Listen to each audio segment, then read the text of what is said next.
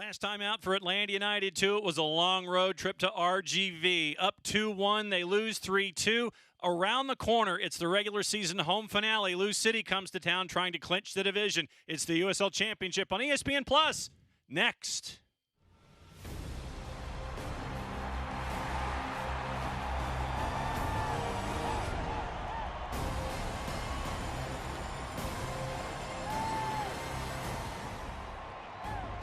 Time for some midweek action at the Fraction one more time here in 2021. It's the USL Championship on ESPN Plus, and in the Central Division, Atlanta United 2 hosts the division leaders as they try to clinch the #1 spot heading into the postseason out of the Central. Alongside Jeff Larinowitz, I'm John Nelson. Thanks for accessing us however you are doing so tonight. In Big Red, all I'm going to say is this. I'm going to put it right out here on the screen for you. Tall order for Atlanta United 2 for the rest of the way. Extremely tall order. So tonight's the last chance to really get it done here at home. Obviously, the last game in front of your fans. You want to get a win before you head out on the road. You look at it right there. 5 points back of OKC. And OKC has a match in hand. Memphis 901-2 in hand, so there's got to be some leapfrogging. And if they're going to get to that 4, it's got to start tonight against the division leaders who are 1 point ahead of Birmingham Legion with a match in hand. Let's take a look at some of the players in the spot shadow. Starting for the visitors, no surprise, a guy who likes to put the ball in the back of the net. Yeah, Cameron Lancaster, 14 goals this year. And the last 2, oh my goodness, there's the one from outside of the box. The skill it takes to score this goal is absolutely fantastic. The guy's been on fire all year. I'd expect lots of action from him tonight. Now the flip side for Atlanta United 2, someone who has celebrated another lap around the sun, and he's been one of the leaders for the Twos this year. Yeah, he's the guy. He's the aggressor. He's the one down the wing. He's the one that when the team's in trouble, you look to him to pull them out of it. 7 goals so far this year. He hasn't scored in quite a bit. He'd like to finish off the season at home with another goal today. And when we come back, we'll take a look at starting 11s and get you ready for the home regular season finale for Atlanta United 2 as Lou City visits town with a record of 14-5-6. It's the USL Championship on ESPN Plus. Stick and stay. We'll be right back.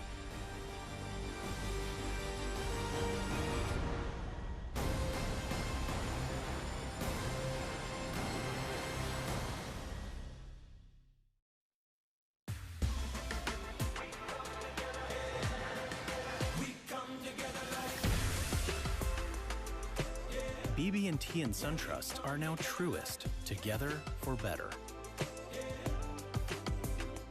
Los accidentes suceden sin avisar y conseguir el tratamiento médico que usted o un familiar merece puede resultar difícil si no cuenta con la ayuda de un buen abogado. Por eso nos dedicamos a pelear por sus derechos, asegurándonos que usted no solo reciba la compensación que merece, sino que también reciba la mejor atención médica. Le atendemos en español. 404-888-8888. Bader Law Firm, comprometidos con usted y su familia.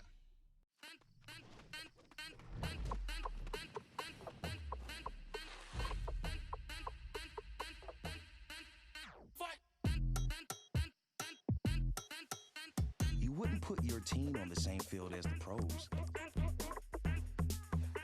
So why would you take them to the same doctor? From growth plates to emotional needs, teens are different than adult athletes. Take them where they're treated that way.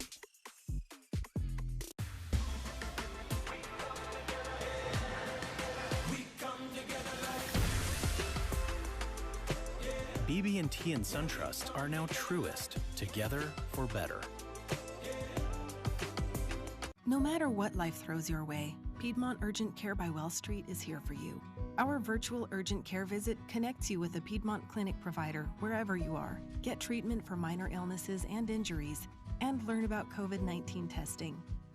Start your virtual urgent care visit online. In-person visits are also available at our 27 locations. Wherever and whenever you need it, we offer more ways to get care. Book now at piedmonturgentcare.org/virtual visit.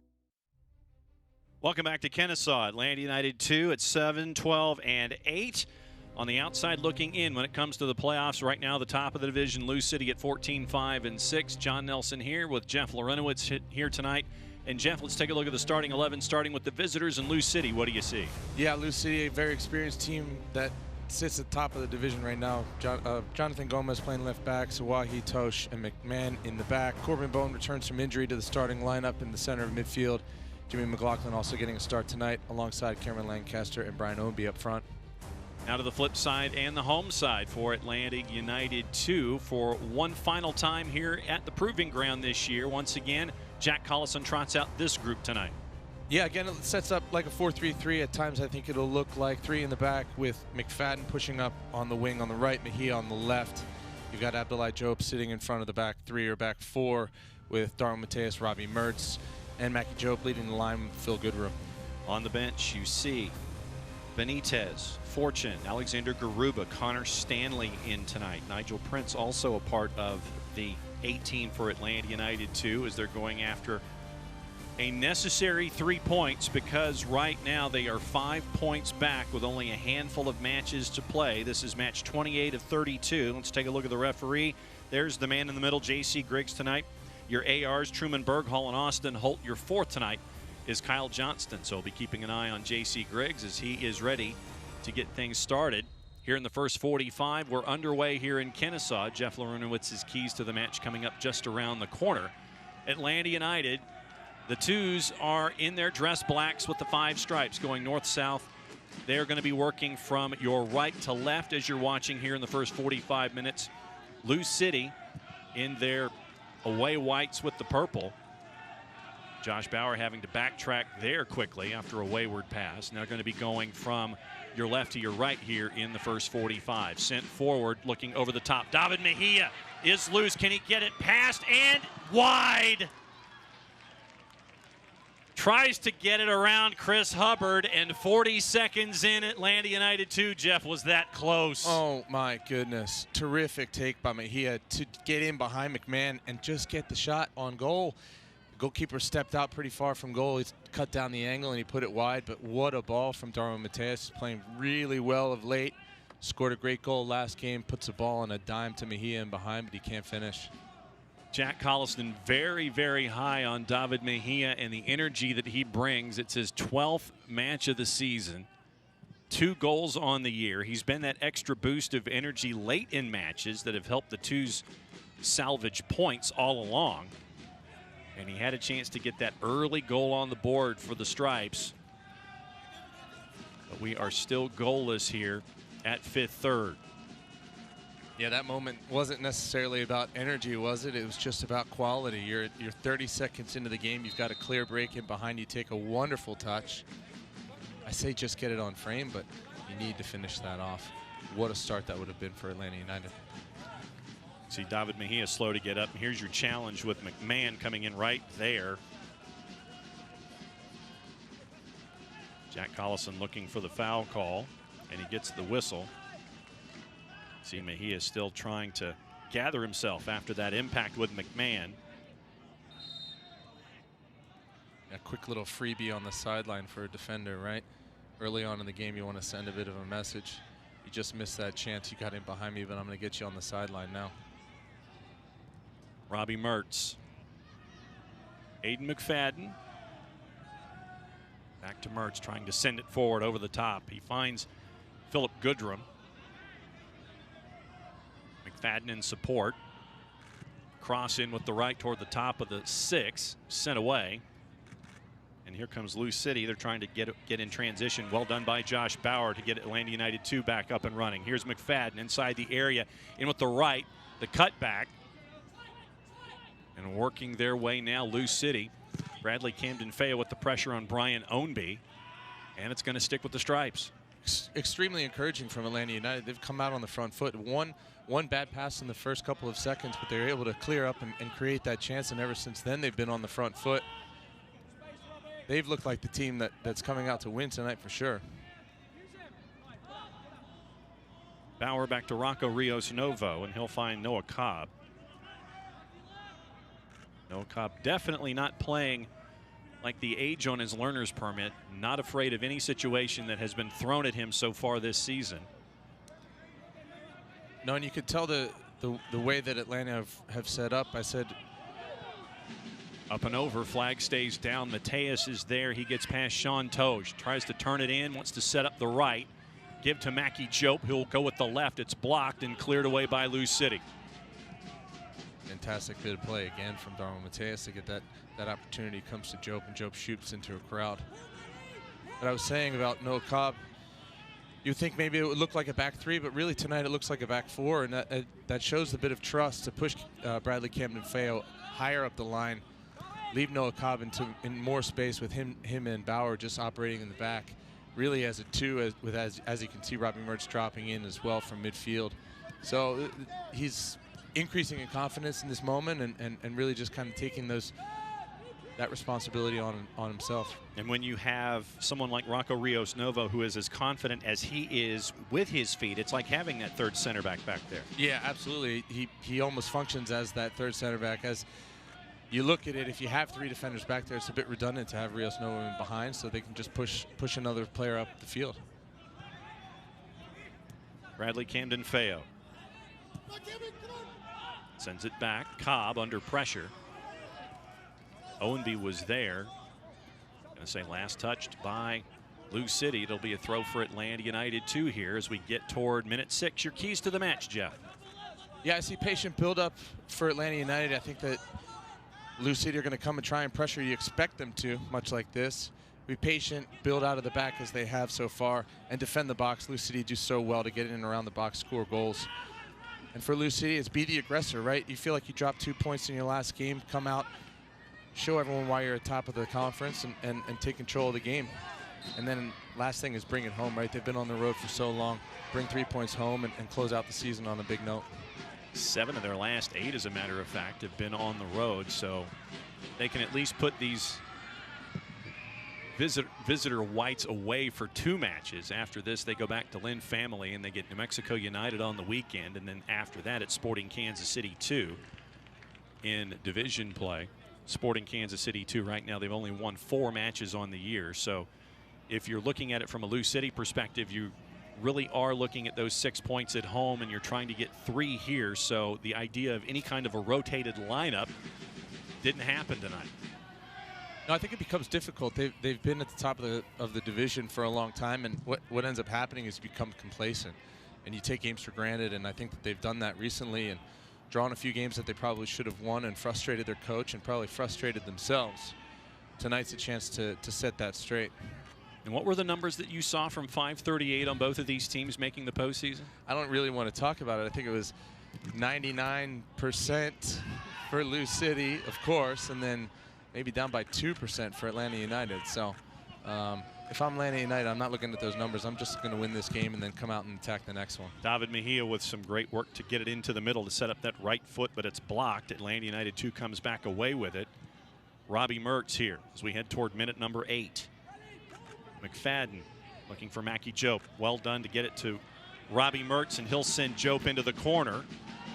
Pulls it back. Trying to get it in toward the 6. Will chip it in with the left. Flick header by Mertz. Wide open, Camden-Feo open, and the flag is up.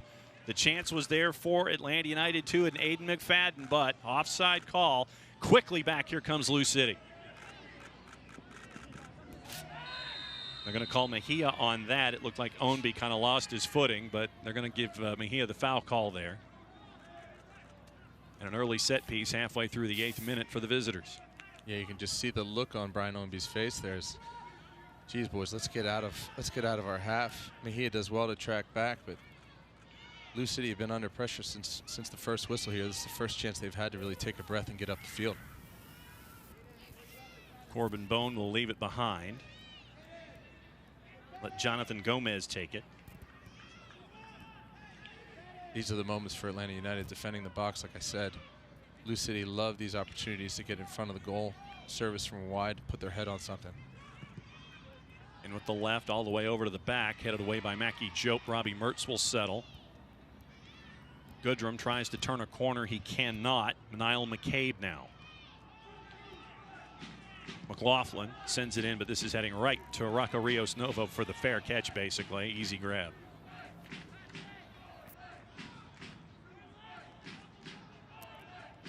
Josh Bauer.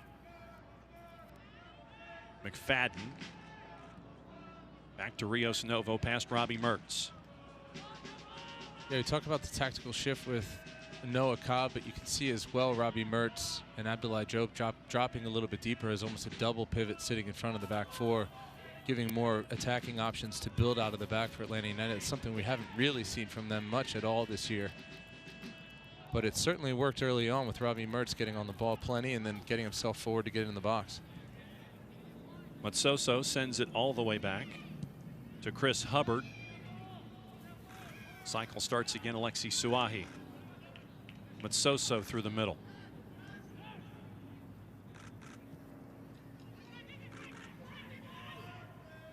Sean Tosh back into center circle. Matsoso again to McMahon. Here's that first bit of sustained possession, as you were saying, halfway through the 10th minute. It was a rather frenetic pace that benefited Atlanta United 2 coming out of the blocks, but now you're seeing Lou City working their way through the gaps in the defense. Picked off there by McFadden. Nicely done. Goodrum charging up the right channel, has McFadden to his right, tries to send it in to Mackie Jope at the top of the box. Knocked away, and here comes Gomez for the visitors. McLaughlin, Corbin Bone, Matsoso gets away from Mateus. Tosh goes back to Hubbard.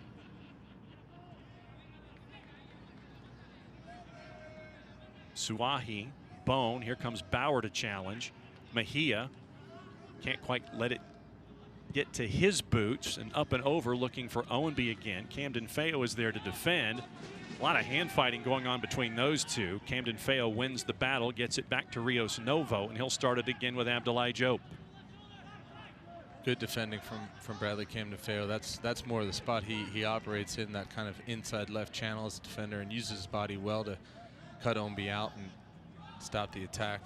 But you can see early on, I think that this game, this battle is going to be won in the midfield, that midfield three of Lou City, the rotation, the experience they have in Niall McCabe and Corbin Bone picking up those spots early on. It seems like Atlanta United has found it tough to get pressure to the ball.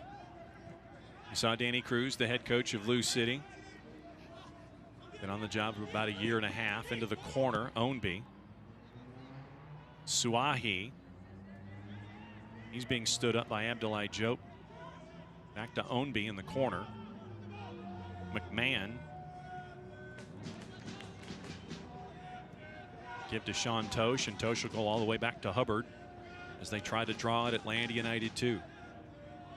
It's good experience play and rotation. You can see Alexi Suahi ends up all the way up the field, but Matsoso just drops in, takes a spot. It's a sign of a very experienced, good team and their rotation of their players. Second ball won by Lou City. They'll regain possession here in the middle third. Matsoso. Mateus was on him. Here comes Corbin Bone. Ownby looking to turn on Noah Cobb. Well done there. Robbie Mertz will come away with it. Hard pass to Goodrum. Goodrum tries to keep Gomez from getting it. He can't. Advantage being played. Ownby sends it back, but Camden Feo is there. Can't quite get enough on it, sends it straight up into the air. Gomez will come back with it for Lou City, and they'll reset quickly here in the attacking third. Bone, Ownby, McLaughlin. Gomez charges, gives to Ownby. Into the middle to Niall McCabe. Bone lets it go through. Three-man game here with Gomez, Bone, and McLaughlin. Bringing in a fourth and Niall McCabe now. A little bit of space, trying to find a partner. Gomez keeps it from going out.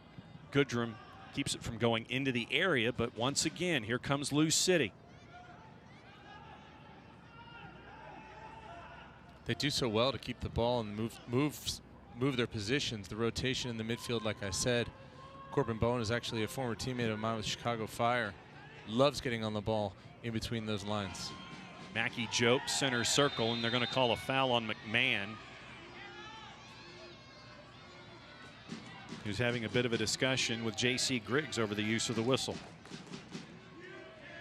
Second tackle now, the one on the sideline from before, but this really is a recovery tackle that he knows he's trying to. He's telling him he gets the ball, but He leaves both of his feet, which is when it becomes dangerous. It's appropriate call from the referee.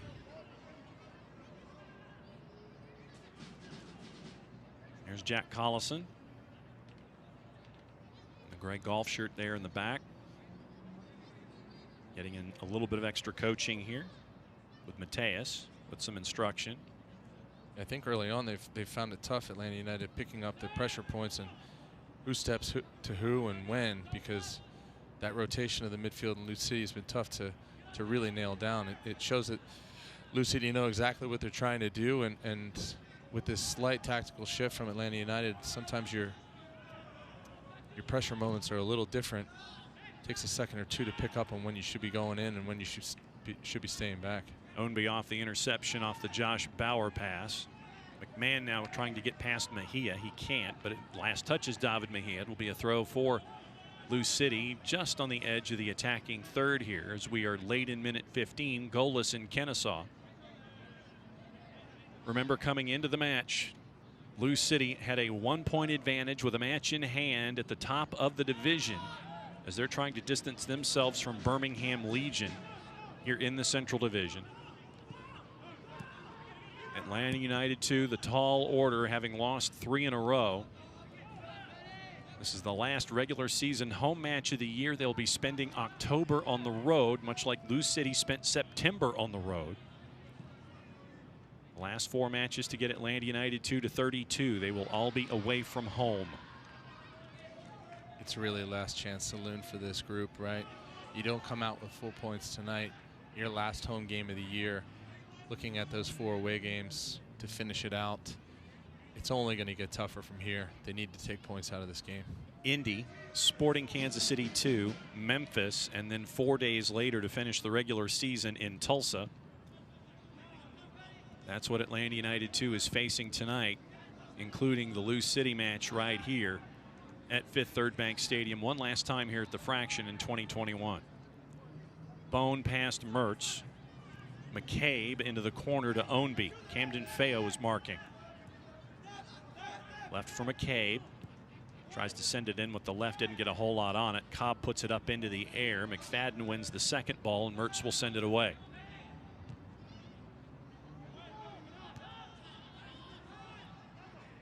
But so. Ownby. In with the right toward the top of the 6th, through the goal mouth, through everybody. And is it going to be kept in? Yes, it is, by Lou City. Nicely done there by Jimmy McLaughlin. As another ball just comes straight into the box. That's what Lou City does so well. They're going to get it wide at times to really just combine and try and feed that ball into Cameron Lancaster, who does nothing but score goals from inside 8 or 10 yards. McLaughlin back to McCabe. Darwin Mateus is chasing Suahi. Give and go nicely done there. Here comes Lou City. Chipped in, up and over, and too much for Gomez. It'll be a throw for Atlanta United 2. Quick note, since 1947, Select has been the leader in soccer ball quality and innovation. Select is the official ball supplier of the USL Championship and many of the elite leagues throughout Europe. For the latest Select products and special offers, please visit www.selectsportamerica.com. Flag was up on offside. So Josh Bauer will send it back in halfway through the 18th minute. Looking for a partner. Philip Goodrum will come back. Looks like Bauer's just going to decide to. Thought he was going to send it long, but he'll yield to Rocco Rios Novo, and he'll send it long. Yeah, that alone is something you don't often see out of this Atlanta United 2 team, is the ball deep for them as a restart and not playing short out of the back. It's a slight shift in how they're trying to play tonight.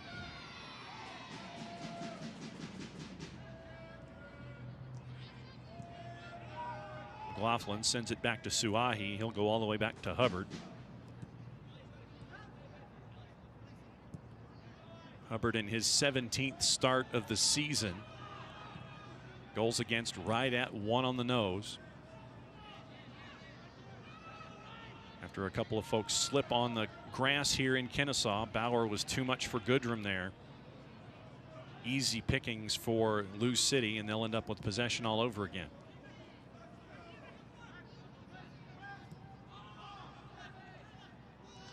Tosh back to Hubbard. Matsoso tries to get away from Mertz. He can't, so he'll go backward to where it came from. Mackie Jope in pursuit. Matsoso will send it forward.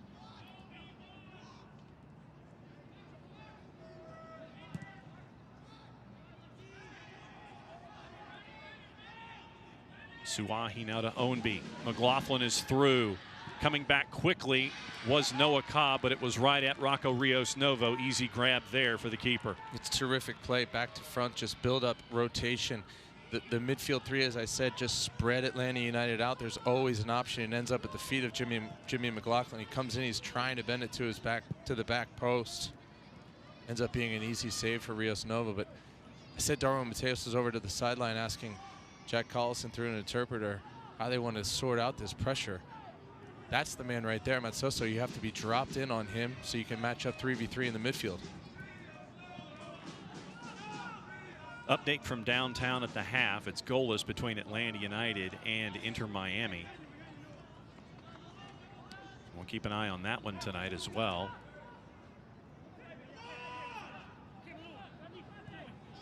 Lancaster. Ownby cuts it back. One touch quickly back over to Ownby. Camden Feo is there.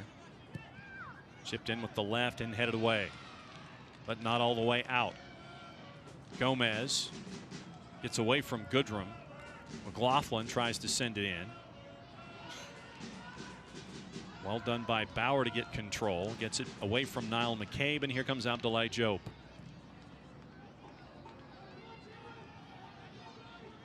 Bauer back to Rios Novo. Lancaster is chasing. Sent forward towards center line. Suahi wins the joust with Goodrum.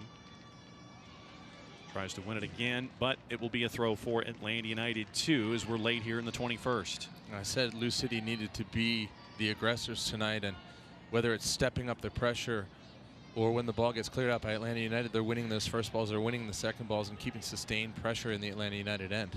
Just like this. Turnover by Mackie Jope. Lancaster wants a handball on Bauer. Looked like it hit him in the face instead. It'll just be a throw. Gomez will take quickly, give to Corbin Bone. McLaughlin back to Bone. Bone sends it back toward the top of the sixth. Abdoulaye Diop is there. McFadden tries to keep possession, get through two Lou City players, ends up giving it to Mackie Jope, who's all the way back. Well done there to get it from one side to the other. David Mejia. Can Goodrum track it down? Sean Tosh will get there first. Good idea from Mejia to spring him, but it ends up going all the way back to Hubbard, and they'll try it again. I think we were saying before the game is what's kind of so interesting about Lou City is the ball turns over. Another chance for Atlanta United. Camden Feo, flick, header, flicked out. Going to come back to McLaughlin. McFadden is marking him. Gomez will send it forward with the left. Lancaster. Mateus wanted a call on Corbin Bone, didn't get it, so here comes Lou City again. Bone in the middle. McMahon.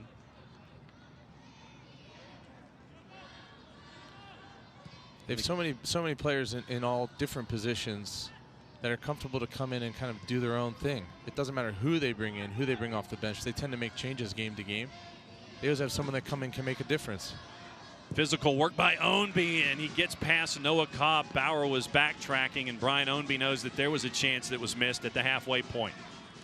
Yeah, really good aggressive play. He steps forward and twists Noah Cobb, and Knopps just cut back here. Gets it on his right foot. A lot of hand fighting too. Yeah, he's a physical player. He's a grinder. This front three for Lou City, whether it's Lancaster, McLaughlin, or Ownby, they're going to fight you. And Hopino on the bench, these are the guys that are just going to battle, scrap, look for an opportunity. And if you give them just half a yard, they're going to take it.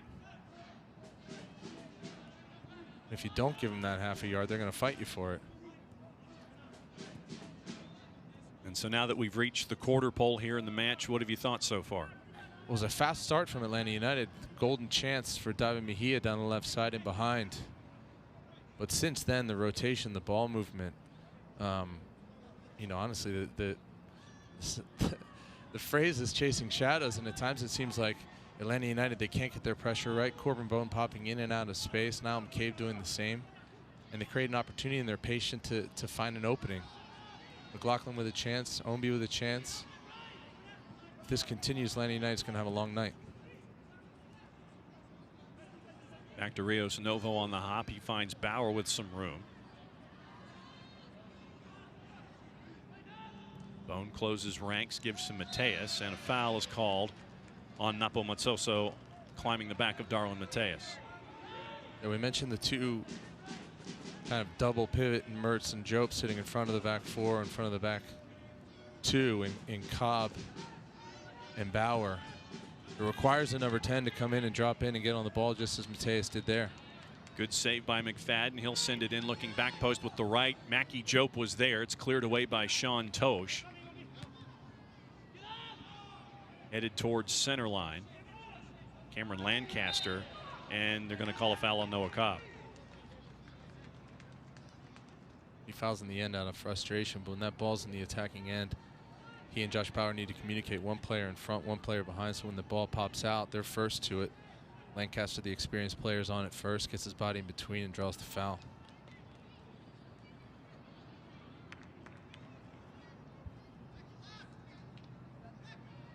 Just clearing minute 26 here in Kennesaw in the first half.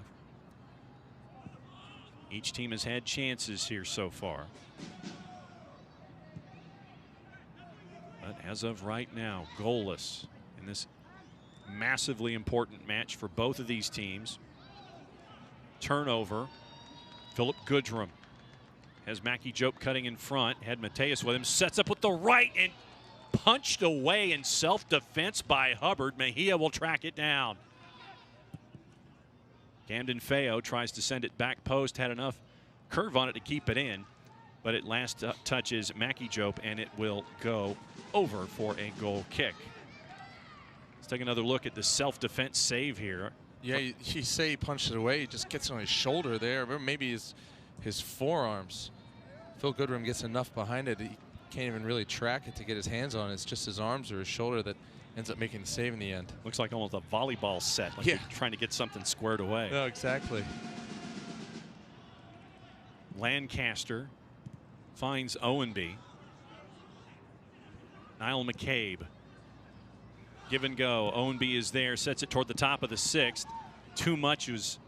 He was anticipating a partner on the cut through, and it ends up back to Rocco Rios Novo. There's a hard run by Corbin Bone across the front, but tracked by Josh Bauer. He does a good job, and the ball just trickles innocently to the back post. There's no one there. McFadden back and forth with Abdoulaye Jope. Noah Cobb.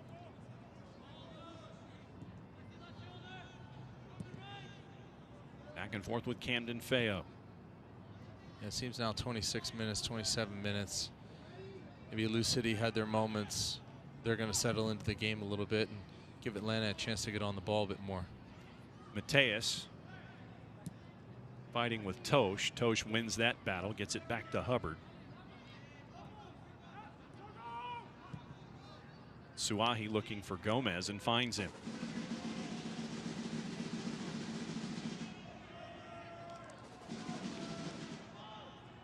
But Soso, Bone, and back to Suahi. He'll come all the way across, and he's looking for McMahon.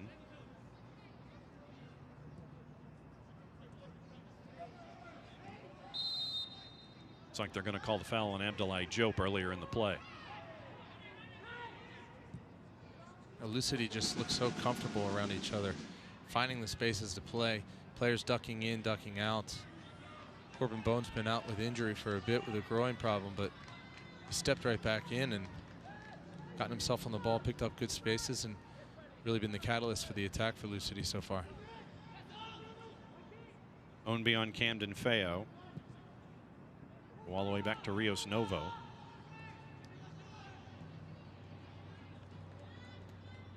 Bauer with some room as Lou City drops back a little bit. Here comes Corbin Bone. Back and forth with Bauer. Trying to go to Mackie Jope over the top. Suahi is there instead. Ownby with Abdoulaye Jope in pursuit. Really good play by Alexi Suahi there. Just a step in, taking on his chest. Good composure. Maintains possession around midfield. Gomez and McLaughlin.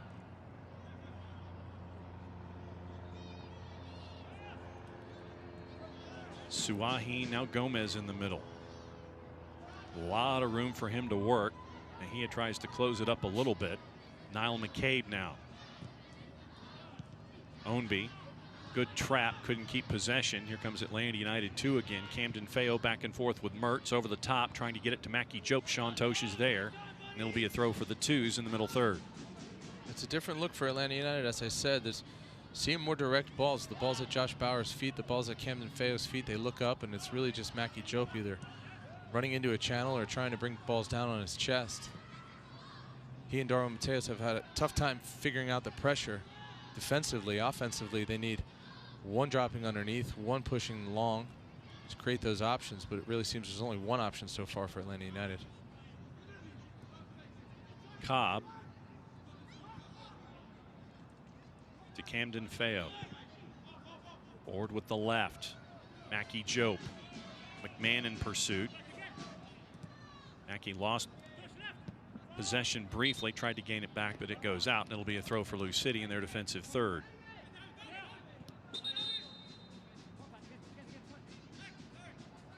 There's Jack Collison, coach of the twos, directing a little traffic involving Mackie Jope in that corner. It's been a tough string of games for Jack.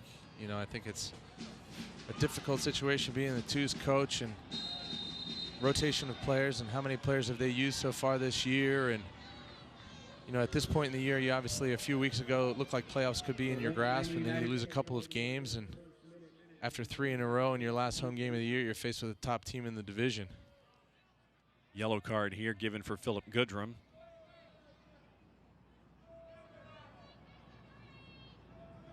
Instantly going to the pocket on that one. Yeah, it's frustration of the front players trying to figure out this pressure, but certainly a test for Jack Collison, as I said. Not only the place of the team in the standings, but this tactical challenge that Lou City's presenting so far. All the way back to Hubbard. There's Sean Tosh. McMahon is near. Up and over the top. Flag stays down. Nicely done to get it to Niall McCabe. Lancaster fires. That is up and over everything. Goal kick for Atlanta United 2. Programming note, 2 clubs are battling over the Atlantic Division's final playoff spot, taking center stage when the USL and ESPN continue. Charlotte Independence travels north to Dillon Stadium to take on Hartford Athletic Thursday at 8 o'clock Eastern on ESPN Deportes.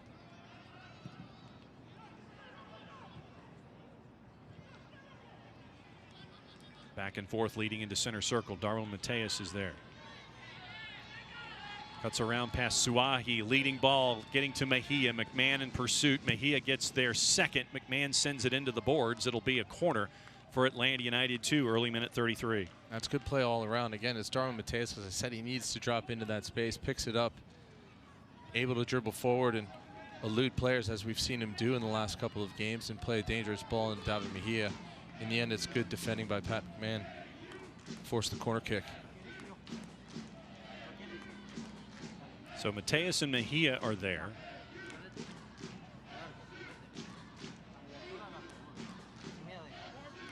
Discussing the fine art of placement. Mejia with the right. Up and over and deflected just wide. Goodrum thought he had a chance after Josh Bauer crashed the back post. Yeah, it just got over Josh Bauer's head, and I think in that moment Phil Goodrum actually loses sight of it, and by the time it gets over his head, it's off his shin and out of bounds. It is still 0-0. As much as ball possession and rotation and this tactical challenge, as I mentioned, that Atlanta United's faced, it's still 0-0, and it's just a chance like that, a good ball from Darwin Mateus to prompt a corner and have an opportunity in the box. Early numbers in possession, 56-44 for Lou City.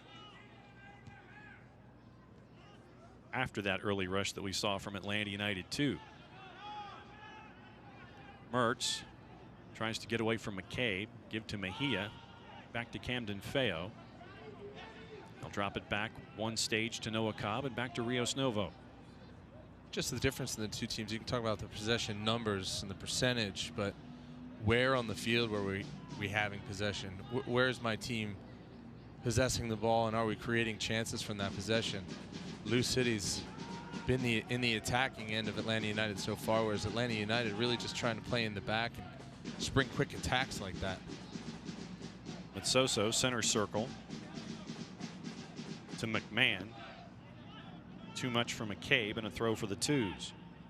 Try and get someone up the field for Atlanta United to hold the ball and bring the rest of the team into the game so that you can build sustained possession in the attacking end. Put Lou City under some pressure so that when the ball does turn over, they might be a little more tired. They're going to give it back to you, and then you keep pressure on. McFadden looking for Mejia. McMahon tries to keep it to himself, and Mertz intercepts. Camden Feo finds Mejia, looking to charge in from the left. Mackie Jope tried to volley up into the air. It goes up and over, and it will be goal kick to Lou City. That's a difficult skill there. As the cross comes in from Mejia, it's at Mackie Jope's waist pretty much. He's trying to slide in just to poke it to the back post. He's unable to get it on goal. Abdoulaye Jope can't intercept, but they're going to call a foul on Napo Matsoso. And the discussion begins from Niall McCabe as to how he wasn't a fan of the call. Alexis Suahi was not either. And you're going to see this from these veteran sides. They're going to make sure that they know, that the center ref knows, that these veterans are going to be talking about it the whole time. And here's another peek. Yeah, studs up. As Matsoso went to the ground, he just kept sliding and sliding, and I think that's what the referee saw. He lost control of his body a bit, and his feet went up. I don't necessarily think it was too harsh of a foul. I don't think he meant to go in with his studs up, but as the body just carried on the wet grass, and at that point, J.C. Griggs had to make the call. But you're right about getting in the ref's ear. That's what experienced teams do. That's what these kind of independent clubs in USL have, is these older players that know how to milk the ref. Danny Cruz knows all about it. He was that way as a player as well. And it trickles down to the players, and little by little as the game goes on, it begins to affect the referee. You don't see a lot of that from Atlanta United players. Two-man wall for Lou City. McFadden tries to get some top spin, some deflection in the box. Camden Feo tries to go on Ownby. Still there on the end line, and it's poked away, and they're going to call it as a goal kick for Lou City. Last touch by Atlanta United, too. Was not expecting Aiden McFadden to be shooting from that distance, but as it comes down, Camden Feo takes a great touch here and just kind of turns around Brian Ownby, but right there. Yeah, right there as the tackle comes in from Tosh. It deflects off of Bradley Camden Feo. This is a moment now. It's sustained pressure as the ball clears out. Atlanta United picking it up. Abdoulaye Jope pushing higher up the field. This is what I'm saying about maintaining pressure in the attacking end and trying to build some possession up here. Second half has started down at Mercedes-Benz. Atlanta United and Inter Miami are goalless. They're going to call a foul, I think, on Robbie Mertz. And that's the moment, right? I just yelled at the ref a few times. That might have been a 50-50 call. Referee's thinking, all right, I don't want these guys in my ear again. I'm calling that one. But once again, that's experience, that's gamesmanship. That's what this is all about, when you can take advantage of those situations. Yep, the ref's not a computer. He's not just going to call it objectively. He's got people in his ear, and there's only a certain amount of abuse he's willing to take on a marginal call, and he's thinking, all right, I'm just going to call this one. It's part of the art, right? You learn that. So when did you get your master's degree? Oh, I was really young on that one. Flags up on Mackie Jope there. It's part of the game. That's why you like to have captains of the team in the middle of the field, right? Calm down an angry teammate. And you look like the good guy to the ref. Mm-hmm. So the angry teammates got in the ref's ear, and then the good cop, bad cop game happens. Coming back the other way, Mackie Jope tries a header, knocked away by Lou City. McCabe tries to find Ownby. Battling once again with Camden Feo, kept in the attacking half by the stripes. David Mejia, poke, finds Camden Feo with a head of steam. Tosh tries to keep him from going into the corner and entering into the area. Still hand fighting. Camden Feo goes down. It's going to be a set piece just outside the area for Atlanta United, too, halfway through the 39th. Yeah, that's good play from Bradley Camden-Feo. First, it's the physical challenge between he and Brian Ownby, and he wins that one, and he drives forward. As he does, he gets into another physical battle here with Sean Tosh, but it's very quick. You know he's always going to his left side and wins the free kick just outside the box. That's really good play from Bradley Camden-Feo. It's a lot of 50-50 hand fighting and grabbing a jersey there, but Camden-Feo turned the corner. Sean Tosh got the foul. So let's see what happens here after the discussion in the area by J.C. Griggs. McFadden and Mateus over. McFadden directing traffic.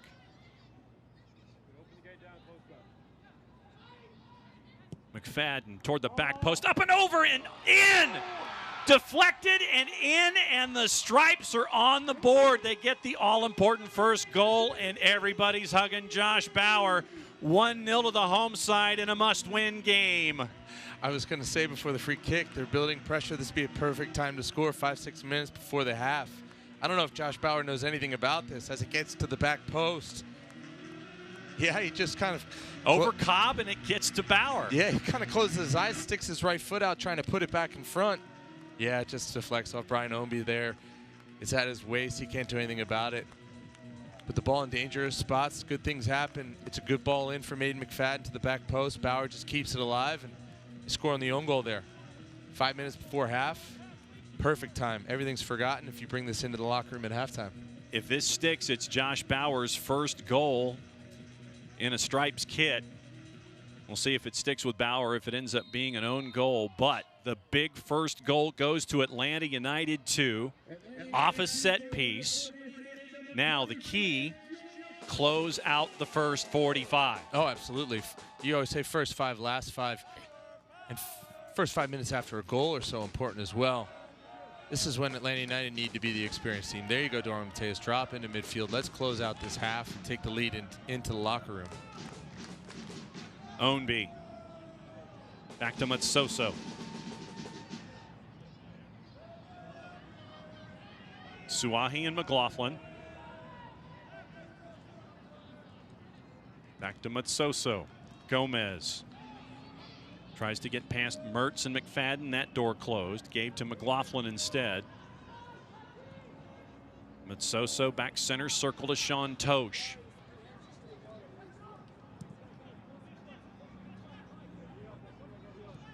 Bone and McMahon back to Ownby.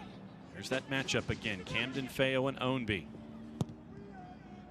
Camden-Feo blocks the entry pass by McMahon, but it'll be a corner for Lou City here. And you know they're going to push on this one. Definitely don't want to be a Lou City player walking in the locker room down 1-0. Danny Cruz walking in after the frustration of their last game and seeing what's happened in this first half. The last few minutes here, they're going to push. This corner kick's a really good opportunity. Suahi trying to take advantage of his height. So is McLaughlin. Tosh, and saved and off the bar and away by Rocco Rios Novo. I told you, defending the box. It ends up being a great save in the end. Tosh just rises and puts it in. Ends up coming off the crossbar. Not done yet. Goodrum, McFadden, and cleared almost. Sent all the way back in by Matsoso. It's going to be a throw for Atlanta United 2. A close call, and they were that close from being up a goal to being all square with a handful of minutes to go in the first half. Really was 2 saves. I think the second one wasn't necessarily a save, but as the ball pops up in the air, Rocco Rios Novas has to do a really good job to just punch it away, clear the danger. Advantage called on the foul by McFadden. Lancaster. McCabe tries to wind up and fire. It goes off of 2 bodies. He'll get it back. Mertz is in defense. McCabe tries to spin away from Mertz. Gets into the corner. Camden-Feo is there now. Sent in with the right on the cutback, but not all the way out. Ownby wants to wind up with the left. He will, and it's right on to Rocco Rios Novo. Noah Cobb has a chance to clear there and doesn't really get it far enough at this point in the half. Just put that thing out up the field as high and far as you can. It ends up falling to Ownby, who As you said, you know he was just going to get it on his left foot. Cut inside, it goes right to Rios Novo. This is when the experience or inexperience of an Atlanta United team to just finish it out. There you go, walk to the throw in, take your time, kill this off, get in the locker room and regroup. David Mejia gives to Camden Feo. I don't want it. You go ahead. You look like you've got stronger arms than I do. Those little things matter. Little things that good teams do. But Soso sends it forward up and over Lancaster and Cobb. Cobb will just send it all the way back to Rios Novo for the restart. Don't anticipate a whole lot of time added on here in the first 45 as we're in the last minute.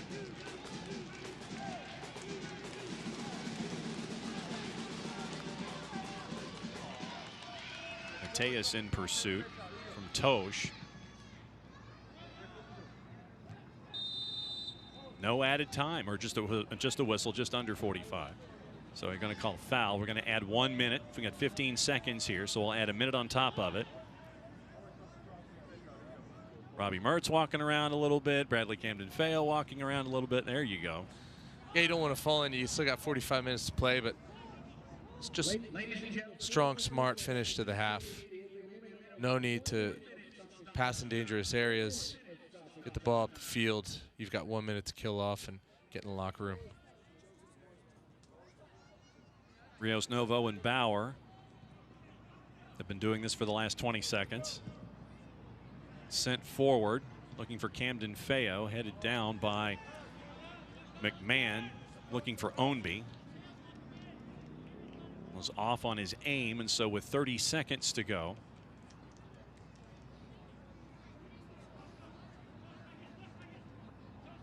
Bradley Camden Feo's got Mejia with him. Camden Feo sends it long. Mackie Jope loses the joust. Corbin Bone tries to flick it forward to McLaughlin. He does. Sent back away by Noah Cobb. Center circle, Suahi. Too much for Gomez, but he'll track it down. Poked away by McFadden nicely. And that'll do it. First 45 in the books. What do you think? It's going to be a tight one. It's going to be a tight one. I feel like every time Atlanta United goes up in games this year, they've had a hard time hanging on to it. They're going to have to be smart and continue to push in the second half. I'd expect a pretty frustrated Lou City team coming out of that locker room.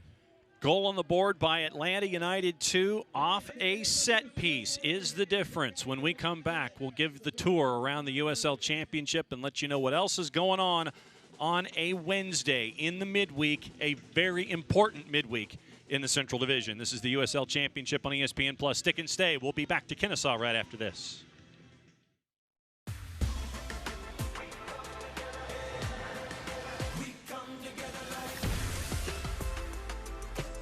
BB&T and SunTrust are now Truest, together for better.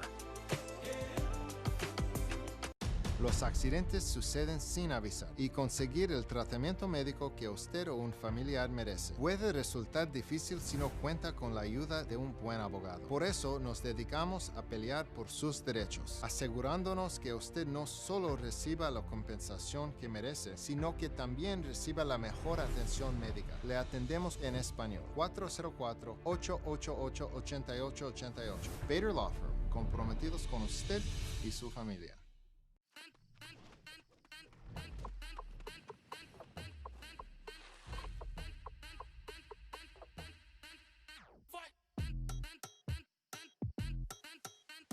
Wouldn't put your team on the same field as the pros.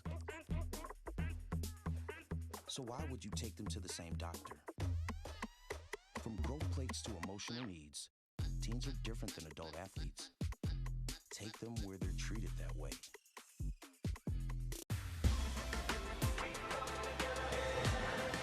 We come together like BB&T and SunTrust are now Truest, together for better. No matter what life throws your way, Piedmont Urgent Care by Well Street is here for you. Our virtual urgent care visit connects you with a Piedmont clinic provider wherever you are. Get treatment for minor illnesses and injuries, and learn about COVID-19 testing. Start your virtual urgent care visit online. In-person visits are also available at our 27 locations. Wherever and whenever you need it, we offer more ways to get care. Book now at piedmonturgentcare.org/virtual visit. Welcome back to Fifth Third. Sprinklers are on here at the interval. Atlanta United 2 leading Lou City by the score of 1-0. Let's take a look at how important, and we can't emphasize it enough, how important this game is to both of these teams. Here's your look at the ladder in the Central Division. Lou City a game in hand over Birmingham Legion, but only 1 point ahead of them in the 1 and the 2. FC Tulsa firmly in at the 3. They're 8 points back of Birmingham, but 5 points ahead and a match in hand over OKC. Now, here's where the fun starts. OKC currently in 4th at 34 points. Memphis has been making up all of those games, but they still have one in hand.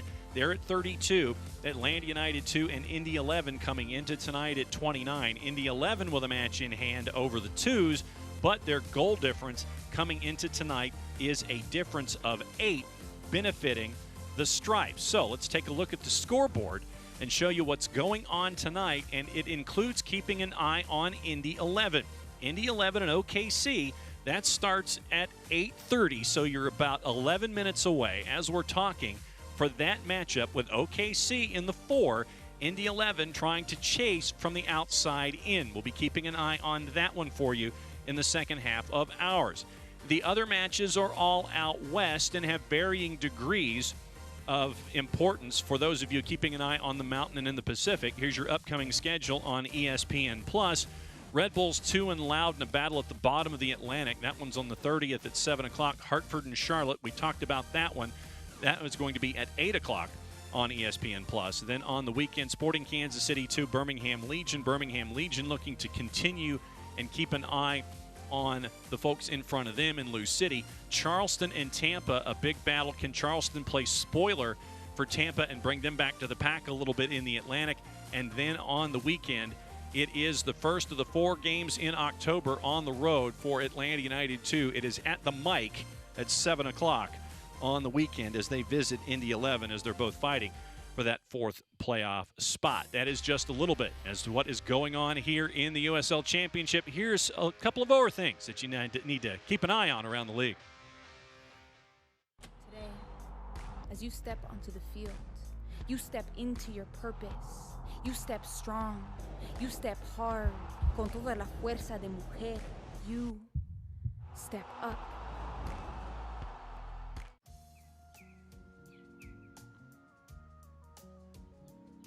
Hey, y'all. Can we change up the chores? Sorry. It's up to the wheel, man. Oh, yeah?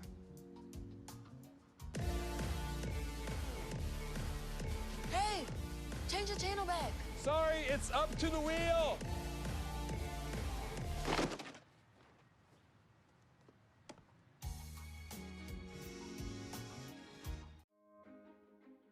I am a first-generation student here at Bellevue University. I feel like if I were to have gone to a different university, my experience would have been a lot more stressful and overwhelming, because I feel like I wouldn't have gotten that personal experience that Bellevue University has to offer.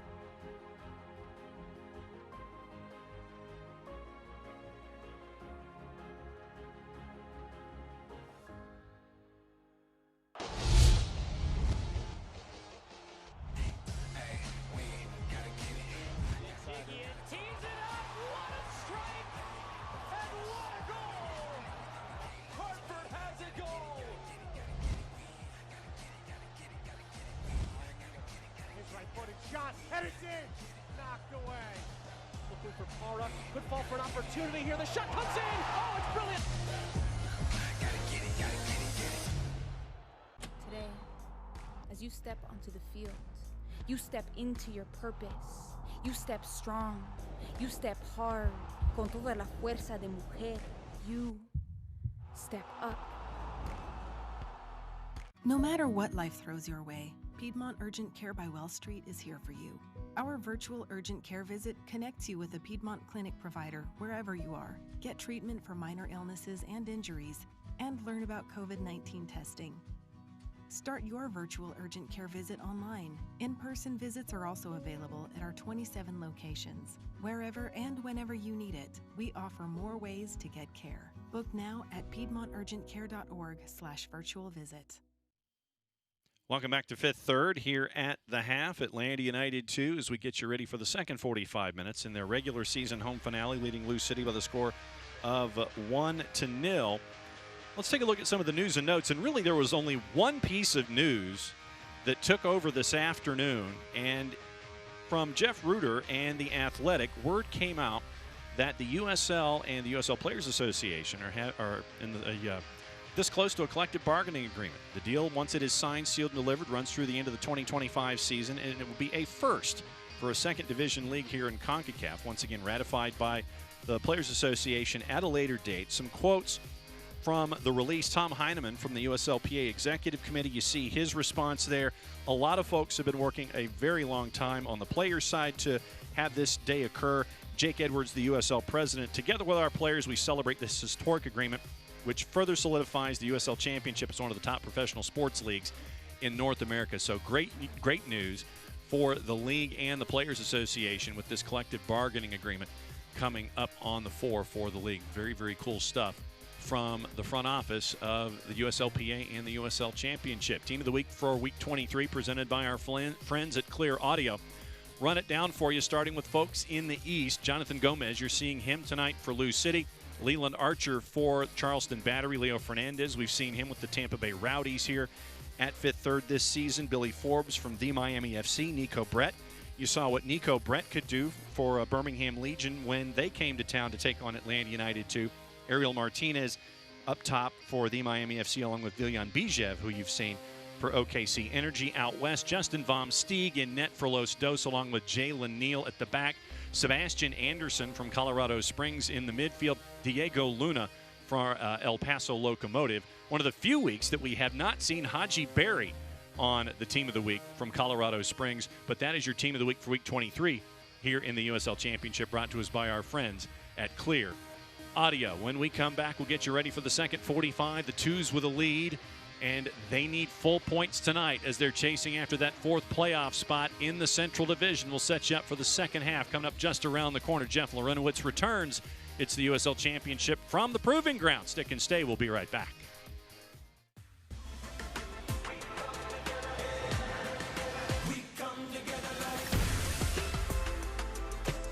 BB&T and SunTrust are now Truist, together for better. Los accidentes suceden sin avisar y conseguir el tratamiento médico que usted o un familiar merece puede resultar difícil si no cuenta con la ayuda de un buen abogado. Por eso nos dedicamos a pelear por sus derechos, asegurándonos que usted no solo reciba la compensación que merece, sino que también reciba la mejor atención médica. Le atendemos en español. 404-888-8888. Bader Law Firm, comprometidos con usted y su familia.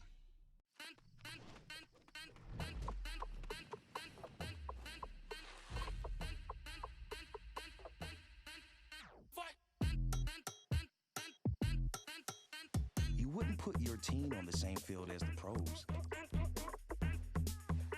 So why would you take them to the same doctor?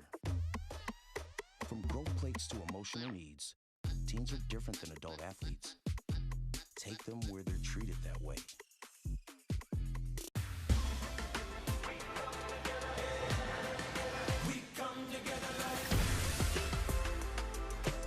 BB&T and SunTrust are now Truist, together for better. No matter what life throws your way, Piedmont Urgent Care by Well Street is here for you. Our virtual urgent care visit connects you with a Piedmont clinic provider wherever you are. Get treatment for minor illnesses and injuries, and learn about COVID-19 testing. Start your virtual urgent care visit online. In-person visits are also available at our 27 locations. Wherever and whenever you need it, we offer more ways to get care. Book now at piedmonturgentcare.org/virtual visit. Welcome back to Fifth Third, getting you ready for the second 45 minutes here with Atlanta United 2, the 1-0 lead over Lou City. Let's take a look at how we got to this particular moment in time. First half highlights and stats And we'll look back at Jeff Larenowitz's keys of the first 45. And let's take a look at the first 45, Jeff. And obviously for Atlanta United, too, it started early. Very early. Beautiful ball, Darwin Mateus over the top.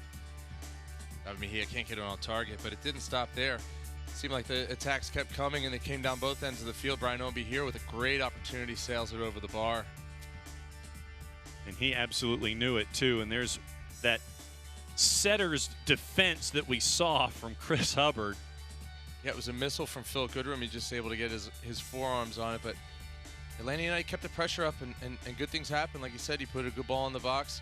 Josh Bauer doesn't give up. He's trying to poke it back in front of goal, and it comes off Ownby on his thigh. And there's nothing he can do in that spot. He's defending well, and you see the look on Josh Bauer's face. And there's your double save coming up from Rocco Rios Novo. Tosh off the bar. There's your first look. Up and over and punched away, and that was the big moment for Rocco Rios Novo in the first 45. Let's take a look at your halftime stats. This is what we see. What do you think? Well, I think I talked about where the possession was on the field, but Atlanta United coming away with 12 shots. They weren't gun shy. You know, whenever they got around the box, they were taking an opportunity. They weren't hitting the goal as often as they should, but it didn't matter because they were able to develop sustained pressure in the second half, toward the second half of the first half, and end up coming away with a goal. And the pressure paid off. It led to the free kick that put them ahead so far. We'll be hearing from Jack Collison coming up in just a little bit, but let's revisit your first half keys while we're waiting for Coach. And when it comes to what you thought about the first 45, you know, when you're looking at defending the box and everything that we saw early and making sure that they closed out on the road, what did you think of the first 45? Here you go, patient build-up, defend the box for the twos. I'd say they did well on those two. The patient build-up, it came after a bit. There was a lull at a time when Lou City got on the ball, but when Atlanta did get on the ball, they were patient in creating attacks. And for Lou City, I mean, be the aggressor. It seems like they had those moments, and they really just decided to kind of step away from the game a little bit. They got away from what was working for them, and bringing it home, it's become a bit tougher now. They're behind. They've got to obviously score two to win this one and solidify, you know, that spot in the playoffs. But I think that there's plenty of time for them if they're able to play and get back on the ball and create those passing triangles to create a offensive attacks and really chances in the box. You know, after that first 10 minutes, then the field tilted for Atlanta United too, for Lou City, and so we're going to have some substitutions now for Lou City. And here comes head coach Jack Collison of Atlanta United 2. Coach, it is John and Jeff Larenowitz up here in the booth. What'd you think of that first 45? I thought it was a really good game of football, actually. Obviously, two really good teams. They are where they are for a reason. They've got some top players. So we knew at times we might have to ride the wave a little bit, but I've been really impressed with how brave we've been. When we've jumped on and really pressed, we've been successful, but also the way we've tried to play and tried to build and created a couple of really good chances. So message at half-time is obviously just to try and keep going, keep pushing, try not to sit back. There will be moments when they probably will have a bit of momentum, but important we get over that and obviously go for the second goal. And we'll keep an eye on you in the second 45. Thanks for hanging out with us, Coach. Cheers, guys. Head coach Jack Collison of Atlanta United 2. And Oscar is checking in for Lou City for the second 45. It looks like it. Yeah, it looks like it brings on a tactical shift as well. Maybe it's switching to a 3-4-3 for Lou City.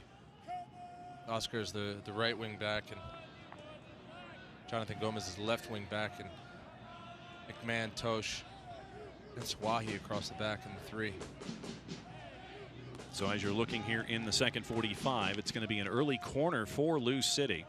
Lou City going from right to left. Atlanta United 2 will be going from left to right as you're watching. And Paolo Del Piccolo also is now in.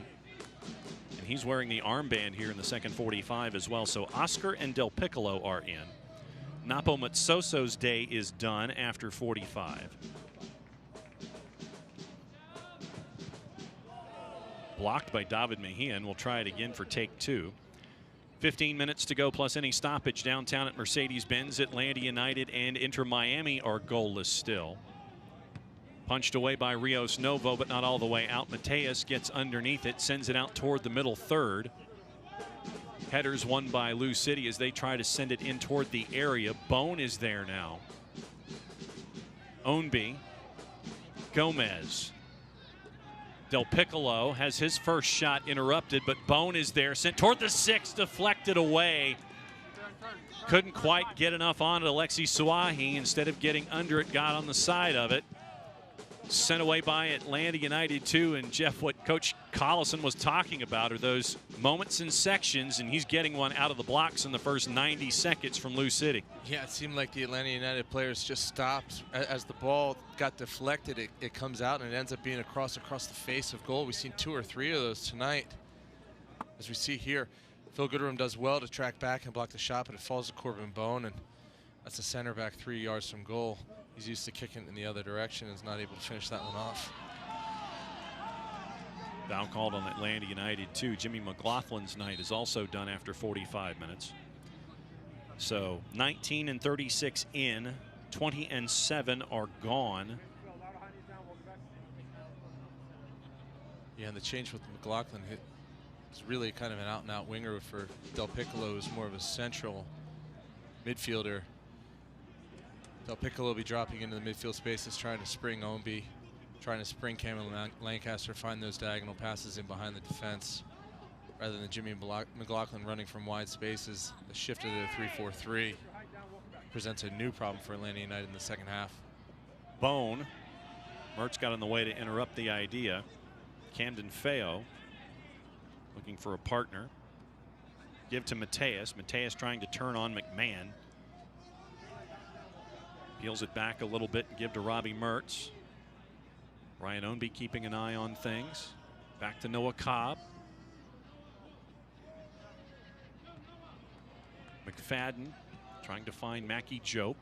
Sent back by Suahi. Bauer is there. Tosh is there. And Aiden McFadden will throw as we're early in the 49th minute. Yeah, Lou City with the 3 central defenders, they're just going to stay back, and the 7 in front of them are going to go and pressure.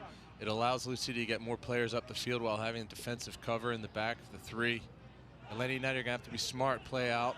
Like Jack Collison said, be brave in certain places, and when they do play forward like this, are they able to hold the ball up and bring players in. Mertz wins the second ball, give to McFadden. Goodrum tries to get around Corbin Bone. And it's going to be a throw for the Stripes. They're going to say that Lou City touched it last. Goodrum yields to McFadden. Mackie Jope with the slightest of touches goes to the back line of Lou City. And here comes Niall McCabe. Corbin Bone now looking for an outlet. He'll drift it backwards. Sean Tosh to McMahon. Oscar. Cameron Lancaster. Corbin Bone center circle. Charging forward past Lancaster. He'll give. Del Piccolo slips. Good presence of mind to give to Gomez. His entry is blocked by Bauer. It'll be another corner for Lou City here halfway through the 50th. Without Matt Soso on the field, you don't have an out-and-out real defensive player in the center of midfield for Lou City. So you're going to see Corbin Bone dropping back, but he's not really defensive. And you got Del Piccolo in there dropping in as well. So a lot of attacking players on the field that Danny Cruz is really pushing to get the win here in the second half. Joseph Martinez scores a PK. Jeff, tell me if you've heard that before. Yeah, a few times. Atlanta United leading Inter Miami with 12+ stoppage to go. Headed down and in, Cameron Lancaster, and we're tied just like that. We were talking about it before the game. How many goals does he score with his head? That's 3 games in a row. The 2 were far more beautiful than that one was. That one was just a dunk about 6 yards away. Off the set piece. And it looked like that Noah Cobb was marking him. Just taller and stronger. Noah Cobb knew it too. Cameron Lancaster with the goal for Lancaster. That is his 15th on the season. Halfway through the 51st, we're back to square. Yeah, it didn't take long. You can see the reaction from Noah Cobb. He's not happy with himself because he's in a good position, but Lancaster, the older, stronger, more experienced player, knows he just needs to get his body in there and put his head on the end of it, drive it into the ground and into the goal. Now for Atlanta United 2. How do you respond? That's the big question here, because you're chasing full points. against a team that is also chasing full points for a different reason as Cobb sends it forward, but not all the way out. Corbin Bone keeps it in the attacking third. Knocked away by Goodrum, but Bone will reclaim. Oscar back center circle to Tosh. Through Mejia and Camden Feo to Oscar, who will send it in back post with the right. McFadden will get there just before Gomez, and it will be a corner for Lou City here halfway through the 52nd. Mentioned not having a defensive central midfielder on for Lou City. It's not really going to matter. Corbin Bone getting on the ball, finding great spaces, keeping the attack in the offensive end. It seems like the pressure is going to be relentless from Lou City here in the second half. They want the field to tilt in their direction as much as possible as they're chasing after the game-leading goal here. Niall McCabe looking back post. Suahi headed in, headed out by Bauer, and it'll be a corner for Lou City on the other side now. Looks like Gomez and Bone will discuss who will take it this time. When you asked me at halftime as well, did they do well in my keys of the game? One was defend the box. Now that's 2 corners in a row where it's really just a player bodying an Atlanta United player up and winning the header, winning that first ball. Luckily, Josh Bauer's there to clear that one away. Gomez in with the left, back post. Getting there first was Bauer. Ball up into the air, Lou City looking for, and Lancaster looking for a penalty shout. Didn't get it.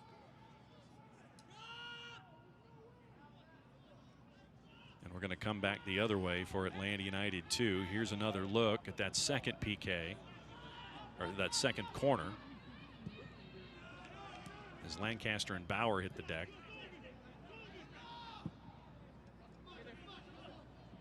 Swept forward by Rios Novo. McFadden trying to get away from Gomez.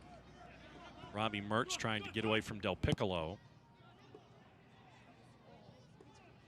Bone trying to settle. Gomez does now. Lancaster tries to get away from the double team, almost does. Robbie Mertz trying to dribble away from Cameron Lancaster, and a foul on Lancaster. Those are the moments of bravery that Jack Collison's asking for, and it's going to be a lot harder for Robbie Mertz and Abdoulaye Joe playing in those central positions because there's going to be much more pressure from Lou City coming up the field. Can they get on the ball? Can they be brave? Can they turn in those spaces? Can they pick the right passes to get out of pressure? Because once they do, they're going to have an opportunity to attack up the field. Through the first set of bodies, Darwin Mateus trying to get the ball away from Sean Tosh. He can't. Mackie Jope trying to chase from behind. Well done to get the ball away, and they're going to call a foul on Mackie Jope. He's not happy because the tackle was clean, but it didn't matter because before the tackle, he pulled Sean Tosh's shoulder back and gotten the advantage and had the ability to make the sliding challenge. Let's take another peek. There's your grab. Not much of a grab. No, it wasn't, was it? It's a ref trying to keep the game under control. Ownby trying to leave it for Lancaster. Goodrum trying to get out of traffic. Sends it forward with the right. Mackie Jope can't control it. I was going to say it touched him last. It'll be a throw for Lou City late here in the 55th. Lou City trying to sprint away with a good 10 or 15-yard advantage from the spot of the exit. I said right before halftime I didn't want to be a Lou City player going into halftime with Danny Cruz and the frustration that built over from the last game, and down 1-0 at halftime. You can see he's lit a fire into this team, and they've come out with lots of energy, and they've been relentless, as I've said. Oscar Mejia trying to close. Cuts it back with his left, sends it in toward the top of the 6th. Headed, deflected, down. Lancaster tries to poach for another dunk, and it's sent away by Atlanta United 2, but not all the way out. They can't get out of their own defensive third. Oscar. McCabe up and over, finding Ownby. Camden Feo will close, and it'll be another corner for Lou City here late in the 56. The field's definitely tilted the visitors' way. Oh boy, was that close. Del Piccolo in front of the goal really just kind of lays it off. Cameron Lancaster's eyes got as big as Wile E. Coyote's, I think, and he thought he was going to poke one in, but they did well to block it away. Bradley Camden Feo as well, kind of tracking back there to lead to another corner kick. We're only at 56 minutes. They really need to pick up the defense in the box. sent in, and Rios Novo is there. Now's the time to take a moment, set the team up, take a chance to set up and build out appropriately. Camden Feo looking for a passing partner. Sends it back to Noah Cobb. Rios Novo, as Ownby was buzzing the tower, finally does get rid of it. But Lou City gets possession again. Niall McCabe and Corbin Bone back and forth. Abdoulaye Diop in pursuit. Back to Alexi Suahi. Tosh thought about partnering with McMahon, gives to McCabe, too much behind it. Here comes Camden Feo. Oscar was anticipating the outlet there. Forced Camden Feo to think twice. Abdoulaye Diop, Robbie Mertz directing traffic. Goodrum center circle behind Aiden McFadden. Deflected, and so it's going to stick with the stripes on the throw here early minute 58. I said it in the first half, it's true here in the second half. Darwin Mateus keeps pushing up. He's into the front line. He's kind of asking for the ball over the top. It's not really what Atlanta United need from him. If Diop and Mertz drop deep to get on the ball, they need a central outlet, someone to get on the ball, be able to turn, rather than a direct ball over the top. Mertz. Bone causes him to peel away. Camden Feo. David Mejia. Looking to drive on Oscar a little bit. Give to Mertz in the middle. Back to Noah Cobb. Over to Josh Bauer. Ownby chasing. Goodrum tried to get it away from Alexi Suahi. Here comes Lou City again. Up and over the top, trying to get it to Ownby in the corner. Bauer gets there to defend nicely. And they're going to say that it touched Ownby last. It'll be a throw for Atlanta United 2. That is good tracking and defending and being able to clear it off Ownby there. But boy, Ownby just does not stop. He continues to run. It's just an ideal teammate, the guy that you want out there. He's going to continue to fight. He's going to continue to put you under pressure. Sometimes even when he has no chance of winning the ball, but he's just going to show you he's not giving up. That's kind of the spirit of this Lou City team in the second half. You see Josh Bauer walking a little gingerly. Keep an eye on that for the next little while. Rios Novo with Lancaster coming quickly. Sent into center circle. The only people there are the visitors. Bad step by Diop there.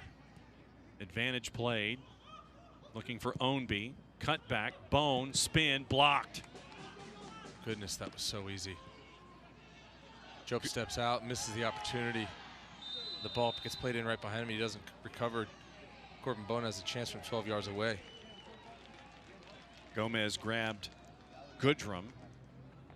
6th yellow of the year for Gomez there. Keep Goodrum from getting away here halfway through the 60th. Here's another look. Yeah, so anything you can do, I can do better. Goodrum got the same yellow card in the first half. Gomez picks up his in the second.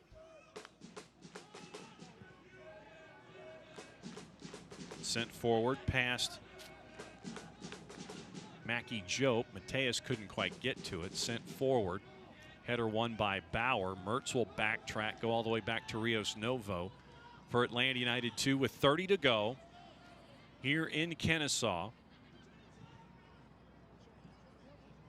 Goal off a set piece. So far it's Josh Bauer's in the 40th minute. Atlanta United 2 had the 1-0 lead heading to the break. In the 51st, Cameron Lancaster, as Jeff Lorenwitz called it, basically a dunk from inside the 6 with the header. And that's where we are right now, tied at 1. Both teams chasing full points in the Central Division. Atlanta United 2 trying to get back into the chase for the 4 spot. And Lou City trying to distance themselves from Birmingham Legion in the number 1 spot. If you can't watch the match, turn on Sirius XM 157, North America's only 24/7 source of soccer radio, featuring Ray Hudson, Tony Miola, Rodney Marsh, and the USL All Access with Mike Watson, Devin Kerr, every Tuesday night at 7 Eastern. You can also hear live action from the USL, MLS Premier League, and more, all on Sirius XM FC 157 and the SXM app. Oscar. Ownby at the elbow.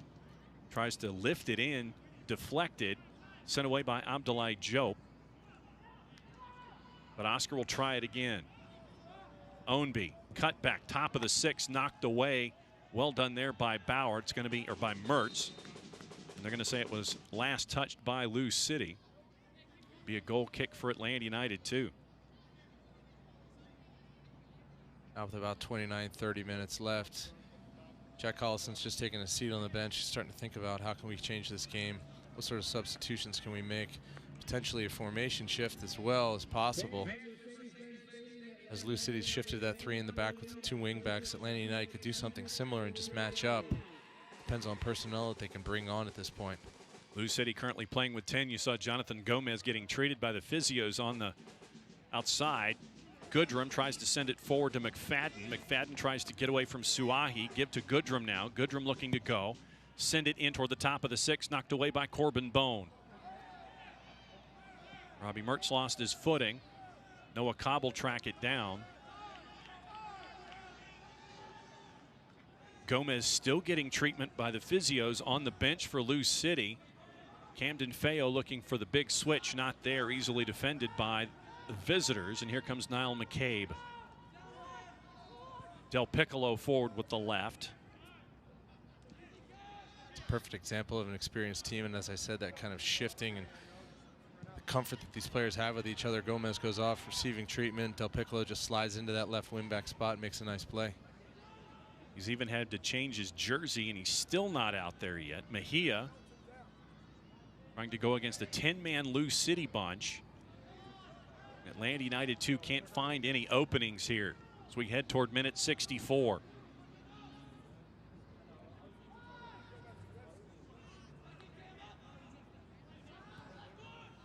So Gomez is back out. Your eyes are not deceiving you. He's wearing the number 2 jersey because they had to find a clean one, and that was what they had on the bench. Camden Feo tries to turn on Oscar.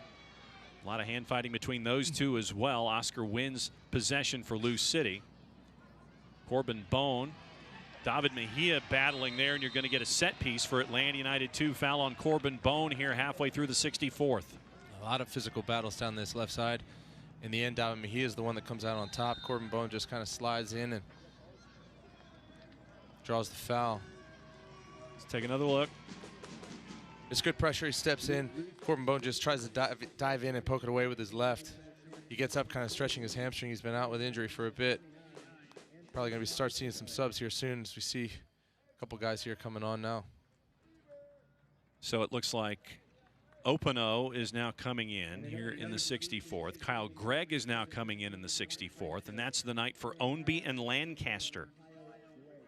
But when you have a team like the one that Lou City has constructed, this is just reloading.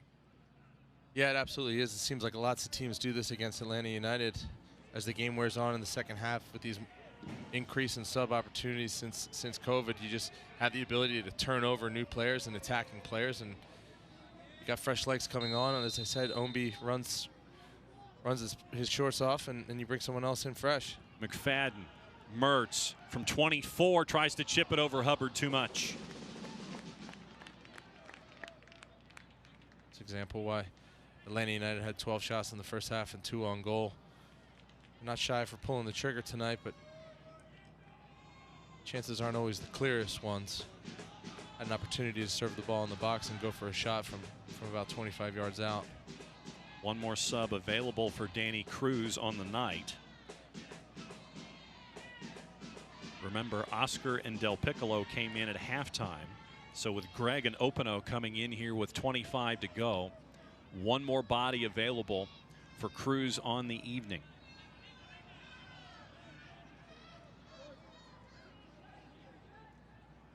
Sub coming for Jack Collison here, the next opportunity. Quick work by Lou City. Oscar tried to spring Corbin Bone. Noah Cobb got there first. So they'll have to build out of their own corner on the far side, sent out by McCabe. And this will be the sub, and that'll be the night for Philip Goodrum. Connor Stanley will be coming in. So Goodrum's night is done after 65. Connor Stanley will come in for the final 25. Yeah, Connor Stanley, a kid that started out the season so well, kind of operating on this right side. He and Aiden McFadden developed a great partnership earlier on in the year, and it just kind of faded away. You'd love to see in the last 25 minutes or so them kind of rekindling that, getting down that right side, playing a two-man game and creating offensive opportunities for Atlanta. Darwin Mateus tried to get around 3 or 4 Lou City players, almost pulled it off, but here comes Lou City now, Corbin Bone. Openo was available up the right-hand channel. Oscar touched it first. Openo getting his first engagement. Gets past Abdoulaye Diop. Backtracking, Cobb and Bauer. Bauer will shield it nicely, so Kyle Gregg can't get a chance, and Rocco Rios Novo hangs on with 23 to go.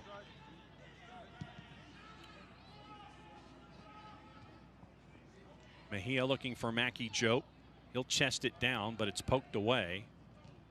Oscar hits Mertz with it as he was trying to send it forward. Mackey looking for Mejia. Last touch by McMahon. It'll be a throw for the Stripes.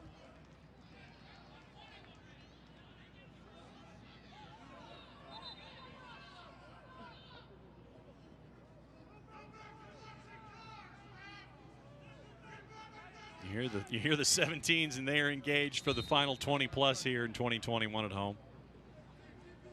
Yeah, they feel the pressure of this game too. It's their last opportunity to yell whatever they want at a referee here. Sent toward the top of the 6th, knocked away at the last there by Lou City.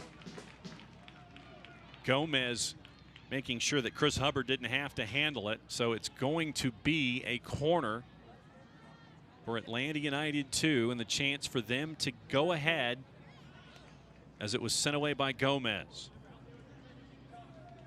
Mackie Diop turning into the facilitator just down the left side. Connor Stanley, since he's come on, has taken up a really wide position. Good to see him tuck in and anticipate that a little bit. Try and get on the end of a cross. Mejia looking up and over the back post. Suahi and Bauer in a match race. Well done by Josh Bauer to send it off Alexi Suahi to keep possession in the attacking third. Final from Mercedes-Benz. Big 3 points for Atlanta United. Joseph's 100th goal on the penalty. So they knock off Inter Miami by the score of 1-0. A penalty in the 78th for Atlanta United as they head toward Montreal on the weekend. Big 3 points. And if you are faint of heart, do not look at the standings in the Eastern Conference in MLS between now and the end of the year, because pretty much 3 through 8, it's going to get jumbled up on a match day basis. That's the way it always is this time of year, though. There's plenty of teams fighting for it, but that's the beauty of this conference schedule. You're going to face the teams you're fighting against before the end of the season, much like here in USL. Atlanta United and all these teams in the Central Division. Connor Stanley getting in the way of that pass from Suahi. So Gomez will throw with about 20 to go.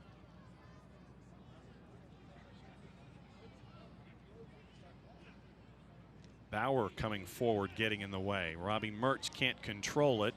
Gomez looking for Openo, and the flag is up. The USL's elite pre-professional platform, USL Academy, allows clubs to build a pathway to pro soccer by bringing together top local youth talent and hoping players transition to their USL senior teams. For more information, visit usl-academy.com. Niall McCabe having a word, or several words, with J.C. Griggs. This is the one that carried over from the first half as well.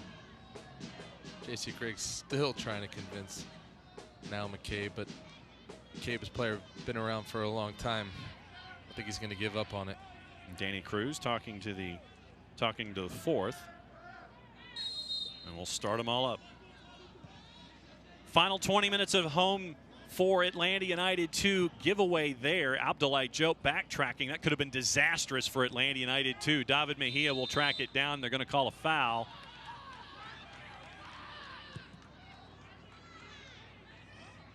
Or the flag was up, my bad. Flag was up there. So here comes Lou City quickly. McMahon sending it forward, flick to Bone. Oscar, top of the box. One touch looking for Openo, too much there, and it will go out for a goal kick, and Rocco Rios Novo.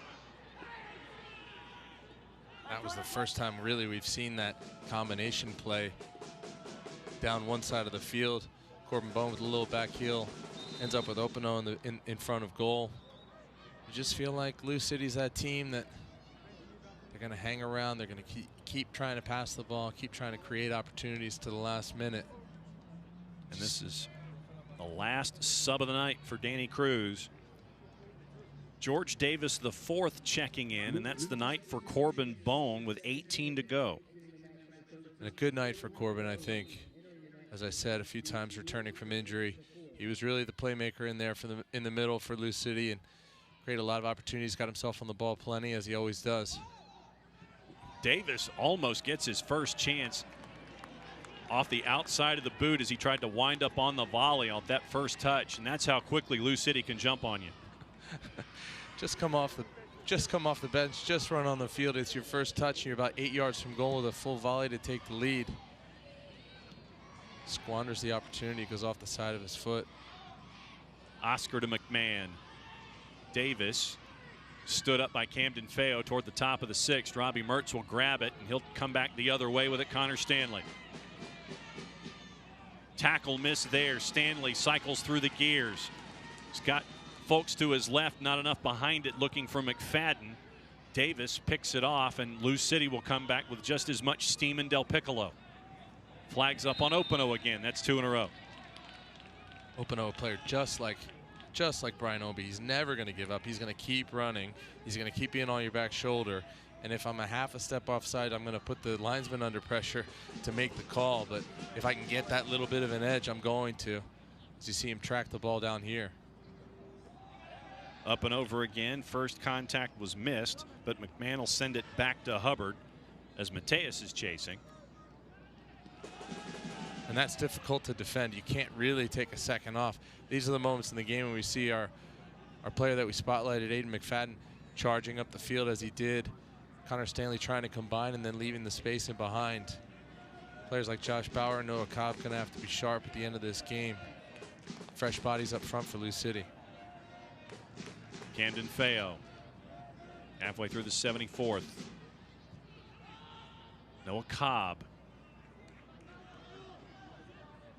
Back to Rios Novo and Robbie Mertz. Del Piccolo chasing there. Rios Novo up and over Greg to Cobb. Abdoulaye Diop almost wiped out there by Davis. Mertz to Bauer with a little bit of space. Closed down quickly by Gomez. Trying to draw Lou City out as best they can. Camden Feo tries to head it forward, but here's Oscar for Lou City, poked. The quick passing is there. Mejia, and a foul called on Kyle Gregg as his boots were up and hit Mejia pretty high on the knee.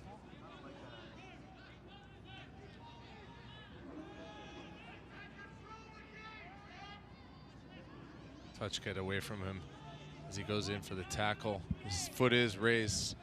It's a dangerous play and a good call by the referee. Davis and Gomez. McCabe. Over to Oscar.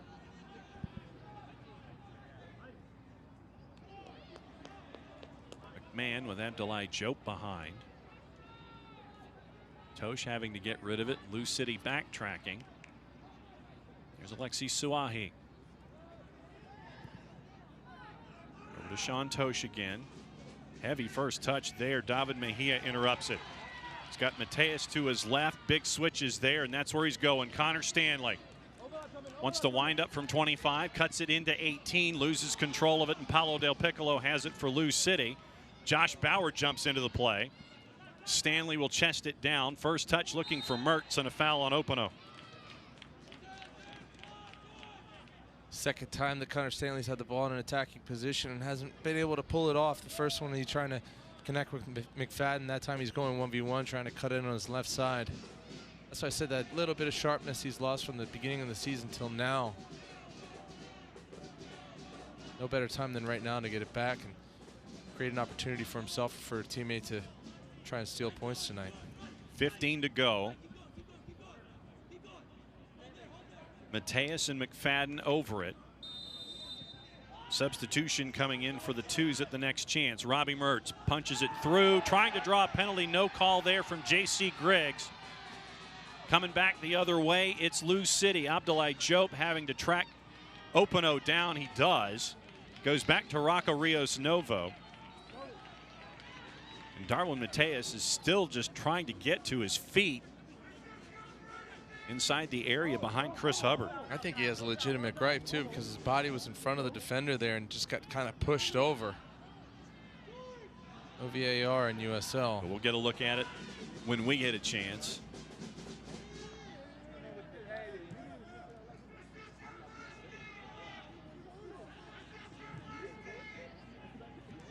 Substitutions once again for the twos at the next chance. Tosh. Suahi. They're going to call Connor Stanley for that.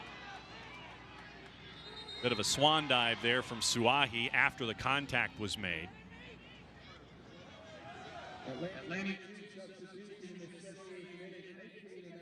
So let's take another look at here it is right there. The contact from behind by Davis. He cuts right in front of Davis. His body's there. The ball's in front of him. Davis does not make any contact with the ball. That's certainly one. If you call, we mentioned VAR. If he calls that and then goes to VAR, there's no way he's overturning that, but he chooses not to call it. It's a borderline one, and he didn't want to give it to him. And that's the night for Darwin Mateus. Matias Benitez checks in. 3 subs are left for Jack Collison on the bench. He's got Alexander Garuba, Matthew Brick, and a Johnny Fortune. Davis to Oscar. Cut back, deflected toward the top of the 6th. Opano was there winding up. Del Piccolo tried to take a shot. Deflected up and over. Reaction save. Rocco Rios Novo to keep it at 1s. And the ball just sat there as almost in slow motion. Robbie Mertz did really well to dive in and make the initial challenge here. As the ball just sits there, he slides in and blocks it. It ends up falling to Greg, and Rios Novo is able to push it over the bar. Important save, important block from Robbie Mertz. Corner with 11.5 to go for Lou City. Looking to the back post, headed down. Kyle Gregg tried to jump over Noah Cobb. Harmless header grabbed by Rocco Rios Novo. Be really interesting to see here in the last 10 or 12 minutes.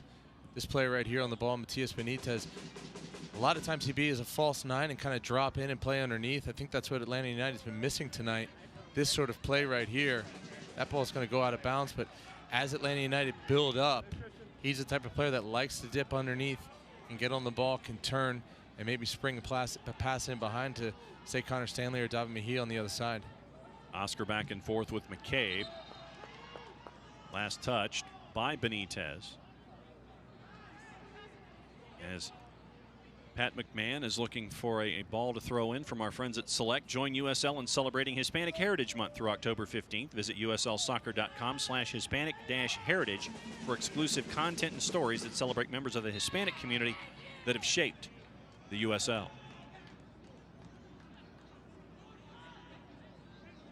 Cobb back to Rios Novo as we're getting close to 10 to go.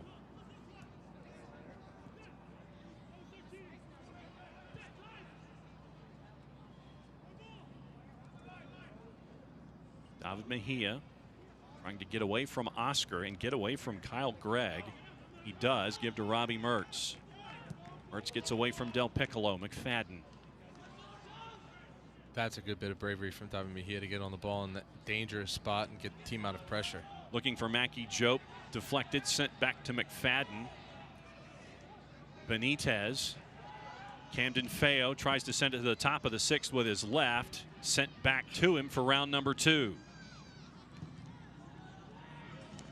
Sent out by Oscar. It'll be a throw for the Stripes here.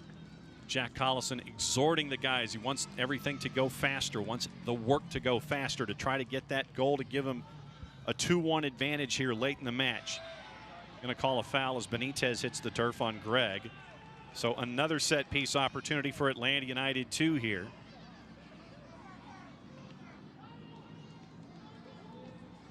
As things currently stand, if this match stays with a shared result, Louisville, 26 matches played, Lou City would go to 49 points.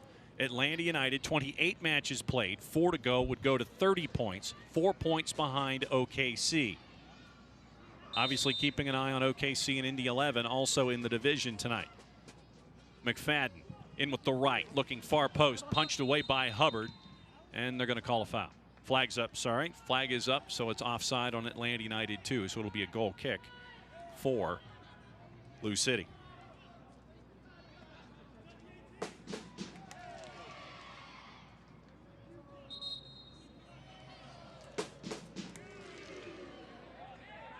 It's my 3rd or 4th game here with you, John, this year with Atlanta United 2. I feel like it's deja vu all over again. Every single game it comes down like this. Yogi Lorenowitz, eh? Yeah.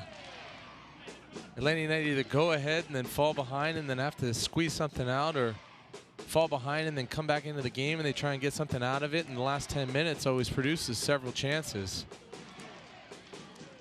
Benitez trying to get around Del Piccolo, and Del Piccolo called for the foul. There's your update from OKC and Indy 11 leading 1-0. That would put them at 32 points, but that one is still in the first half. OKC, it would be good for the teams chasing OKC, including Atlanta United too, a little bit, but full points right now if Indy 11 was to hold on for the final 50 minutes of that one would put them at 32. Even with Memphis 901, Atlanta United 2 would be at 30 points.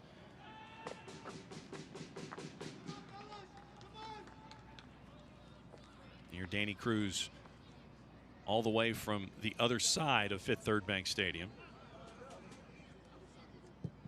Noah Cobb once again putting in yeoman work tonight. You give Lou City a lot of credit that as it's offside there again for Atlanta United, but you talk about them not being the aggressor. You talk about them and the frustration of kind of giving away points or 2 points on the road in their last game, but they've played away from home all month and they've stayed in that first place spot. And you can hear Danny Cruz just imploring his team to keep going, keep pushing. You know these players are tired. You know it's mentally draining. But he's going to will them on and try and get something out of the last part of this game. 2 wins and 2 draws while they've been on the road. Abdoulaye Diop knocking Kyle Gregg off of his pins. It'll be goal kick for Atlanta United 2 as we head toward minute 84. And Kyle Gregg doesn't quite understand why the call went against him, as Atlanta United 2 is bringing the ball back in play quickly.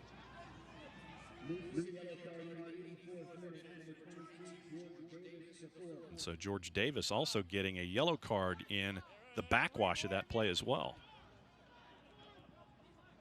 Mertz gets away from Del Piccolo. A little under 6 minutes plus any added time as Atlanta United 2 is chasing after a game winner here. Benitez leaves McCabe. Big run, but loses footing on that grass, but sticks with Atlanta United 2. Robbie Mertz, Connor Stanley. McFadden, Gomez is there. Sent in, found a gap with Del Piccolo, but getting there first was Oscar.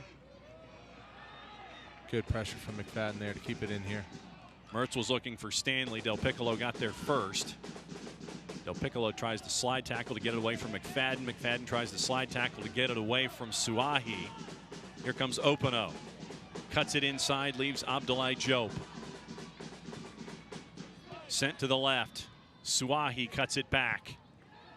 Top of the box, Davis couldn't get his feet under him toward the top of the 6th. Mertz is there, tries to dribble out of traffic, found David Mejia. Another example of great tracking by Robbie Mertz. He's tired, it's late in the game, but he's doing his job, getting back into the center of the box to make another clearance. McCabe looking for Oscar down the right-hand side, too much. And I leave, sir, the last promo read of the home season to you. Please read promo number 3. Yeah, the USL on ESPN continues with the clash of playoff implications. Louisville City FC looked to stay atop the Central Division against a New Mexico United side fighting for the final spot in the mountain. Don't miss the drama unfold Sunday at 3 p.m. Eastern on ESPN 2. sent in, headed out. Here comes Connor Stanley with a head of steam. Nicely done, sir. Oh, thanks. Drag down, that's probably going to be a card. And it is, so Del Piccolo gets a yellow as he was trying to keep Connor Stanley from working his way forward. The 8th yellow on the season for Paulo Del Piccolo, leading the club. It's another example of a really just kind of tired play. Del Piccolo's second half sub didn't want to do the work to get in behind the ball and just pulls him down. Atlanta United players to take chances. The second time the ball comes in the box and there's no one on the back post. Connor Stanley, after the head and the flick was sent backward, looking to drive on McMahon, cuts it back, brings it outside the area to Robbie Mertz. Mertz to Camden Feo, who looks to cross in. Pulls it back to Benitez. Abdoulaye Diop. Past Greg Mejia. Mejia goes down, no call there, no foul in it, but Noah Cobb. Mejia. Camden Feo and Benitez. Looks like Jack Collison wants to make yet another sub. Next opportunity. Looks like it might be Alexander Garuba coming in for a couple of minutes. Abdoulaye Diop. Camden Feo. Into Benitez. Del Piccolo marking him. Mejia off to the left, tries to cut in between McMahon and Del Piccolo. Doesn't work. McCabe is there for Lou City now. Connor Stanley tried to surprise McMahon. Didn't happen. Sent forward. Here's Gomez. Full sprint. McFadden backtracking. Bauer will get there first. Well done by Atlanta United, too. Mackie Diop gets past Suahi. Great turn. 3v2 here. Great pass as well. Benitez, top of the box. Can he get it past Hubbard? Chips it up and over and didn't get it to turn. My goodness, that's such a great opportunity. He's trying to make it highlight reel goal when it just needs to be a goal. Cuts it back on his right foot. He's trying to chip it and makes horrible contact. The ball's not even going on goal in the end. But it's a great turn by Mackie Diop. Creates the 3v2, slips him in. Whew, that's an opportunity. Suahi coming up on the last minute of the 90. Rios Novo will grab. Looks like Alexander Garuba still waiting for his chance. Let's take another look at the end of that play. Here's Mackie Diop. As he pushes forward, he slips the ball. It's perfect. Matias Benitez can take it onto his left side. He decides to cut in and go with the chip. It just slips off the side of his foot off the wet surface. And it's nowhere near the goal. It's disappointing because it's such a great opportunity. It's a really, really good play from Mackie Diop late on in the game. So here's your substitution. Alexander Garuba comes in for his 10th appearance on the season. And that's the night for Mackie Diop. Last bit of involvement for Mackie Diop is probably his best bit of involvement for the night. Alexander Garuba is going to come on and use what energy he has for the last 45 seconds and, 5 seconds and extra time to try and make something happen. 2 minutes added. McFadden opts for the big switch to Camden Feo. 2 minutes here in the home season for Atlanta United 2. Alexander Garuba, his first touch, tries to get away from Sean Tosh. Tosh keeps it in, but Mejia will get there for the 2. Sent in toward the top of the 6 through Connor Stanley, knocked away. Benitez now. Give to Garuba. Looking to send to Stanley. Too much there. Tosh will shepherd it to Hubbard. And here comes Alexi Suahi with about 80 seconds to go. Del Piccolo wanted Sean Tosh to send it long. Hubbard can't quite send it long, got under it. Mejia and Oscar both miss. Benitez now. Poked away by Oscar, coming back the other way is Kyle Gregg. Opano Well done there by Noah Cobb. Abdoulaye Diop. Camden Feo now with under a minute. Benitez gets around Davis. He's got a lot of room. Goes through the gears. Cuts it back on his right. No foul called at the top of the area. McFadden sends it in with the left. Hubbard has to punch it up into the air. Garuba chests it down, poked away by McMahon on the late corner for the twos. Another opportunity. It's a great job by Aiden McFadden. He cuts in on his left foot. It's a stinger. Hubbard can really only knock it up into the air. It goes right to Alex Garuba. He takes it down off his chest. He does well to control the ball in the box, and he gets poked out by McMahon. They're looking for offsides, but he's well onside, and it's the last opportunity maybe here for Atlanta United. Last chance saloon, the 17s on their feet for the final seconds here for the last home match of the year. Everyone forward. Mejia, back post with the right. Hubbard will get there. He'll try to spring Opano. Abdoulaye Diop getting there. J.C. Griggs thought about checking his watch, headed away by Gomez. Bauer, not a lot of time on the clock. That's a foul. No call by Griggs. Coming back the other way, Rios Novo has to retreat. Robbie Mertz in full retreat. Opano, is he just going to dribble out the clock or try to do something with it up and over the bar? How much time is J.C. Griggs going to allow?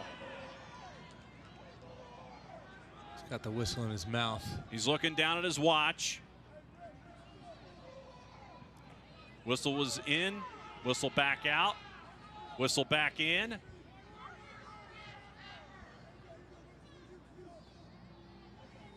And Rios Novo makes contact, and that does it.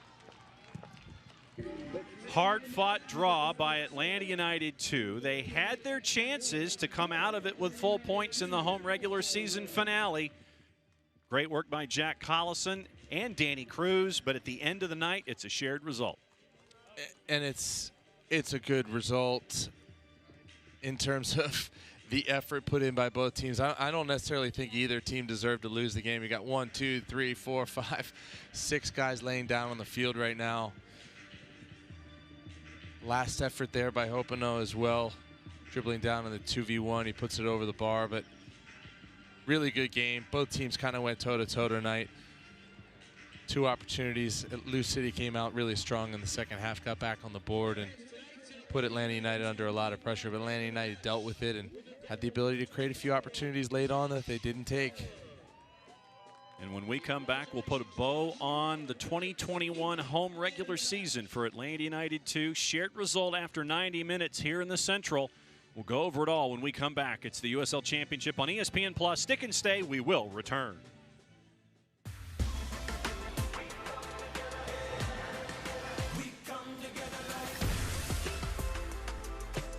BB&T and SunTrust are now Truist, together for better.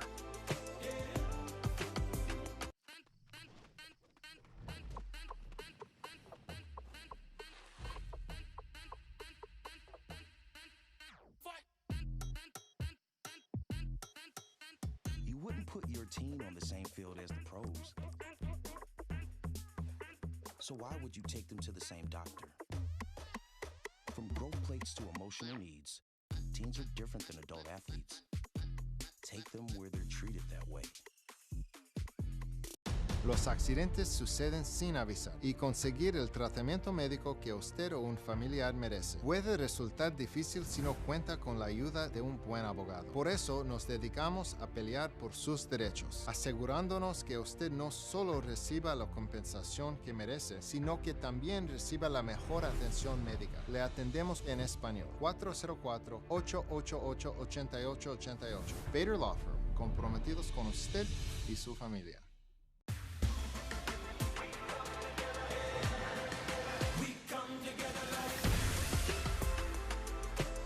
BB&T and SunTrust are now Truist, together for better. Welcome back to Kennesaw one last time here in the regular season in 2021. Jack Collison, as he does, talks to all of the guys at center circle for that moment before they all go into the locker room and have their separate thoughts. He wants to have his one thought with them before they go. Yeah, it's always good to pull the team in This was a tough game. This was a hard-fought game. It's a lot of effort, as I said. I don't think either team deserved to lose. And when you're Atlanta United, it's been a tough run of games here. Keep the group together. You can see Bradley Camden-Feo speaking as well as the captain. They still got games ahead of them. There's still, a potential opportunity for them to squeak in. But you've got to run the table at this point. You do have to run the table, and you got to do it all away from home. As you can see there, 17 shots for Atlanta, 18 for Lou City. Possession essentially 50-50. It was an even game. It was a hard-fought game. Lou City's had a tough month themselves. They stay atop the division. Atlanta United, they go toe-to-toe tonight. They certainly had their chances. The opportunity for Benitez at the end of the game is a golden opportunity there. There's Jack Collison, coach of Atlanta United 2, and Danny Cruz, the coach of Lou City. The 17s were in force tonight, those that were not at Mercedes-Benz.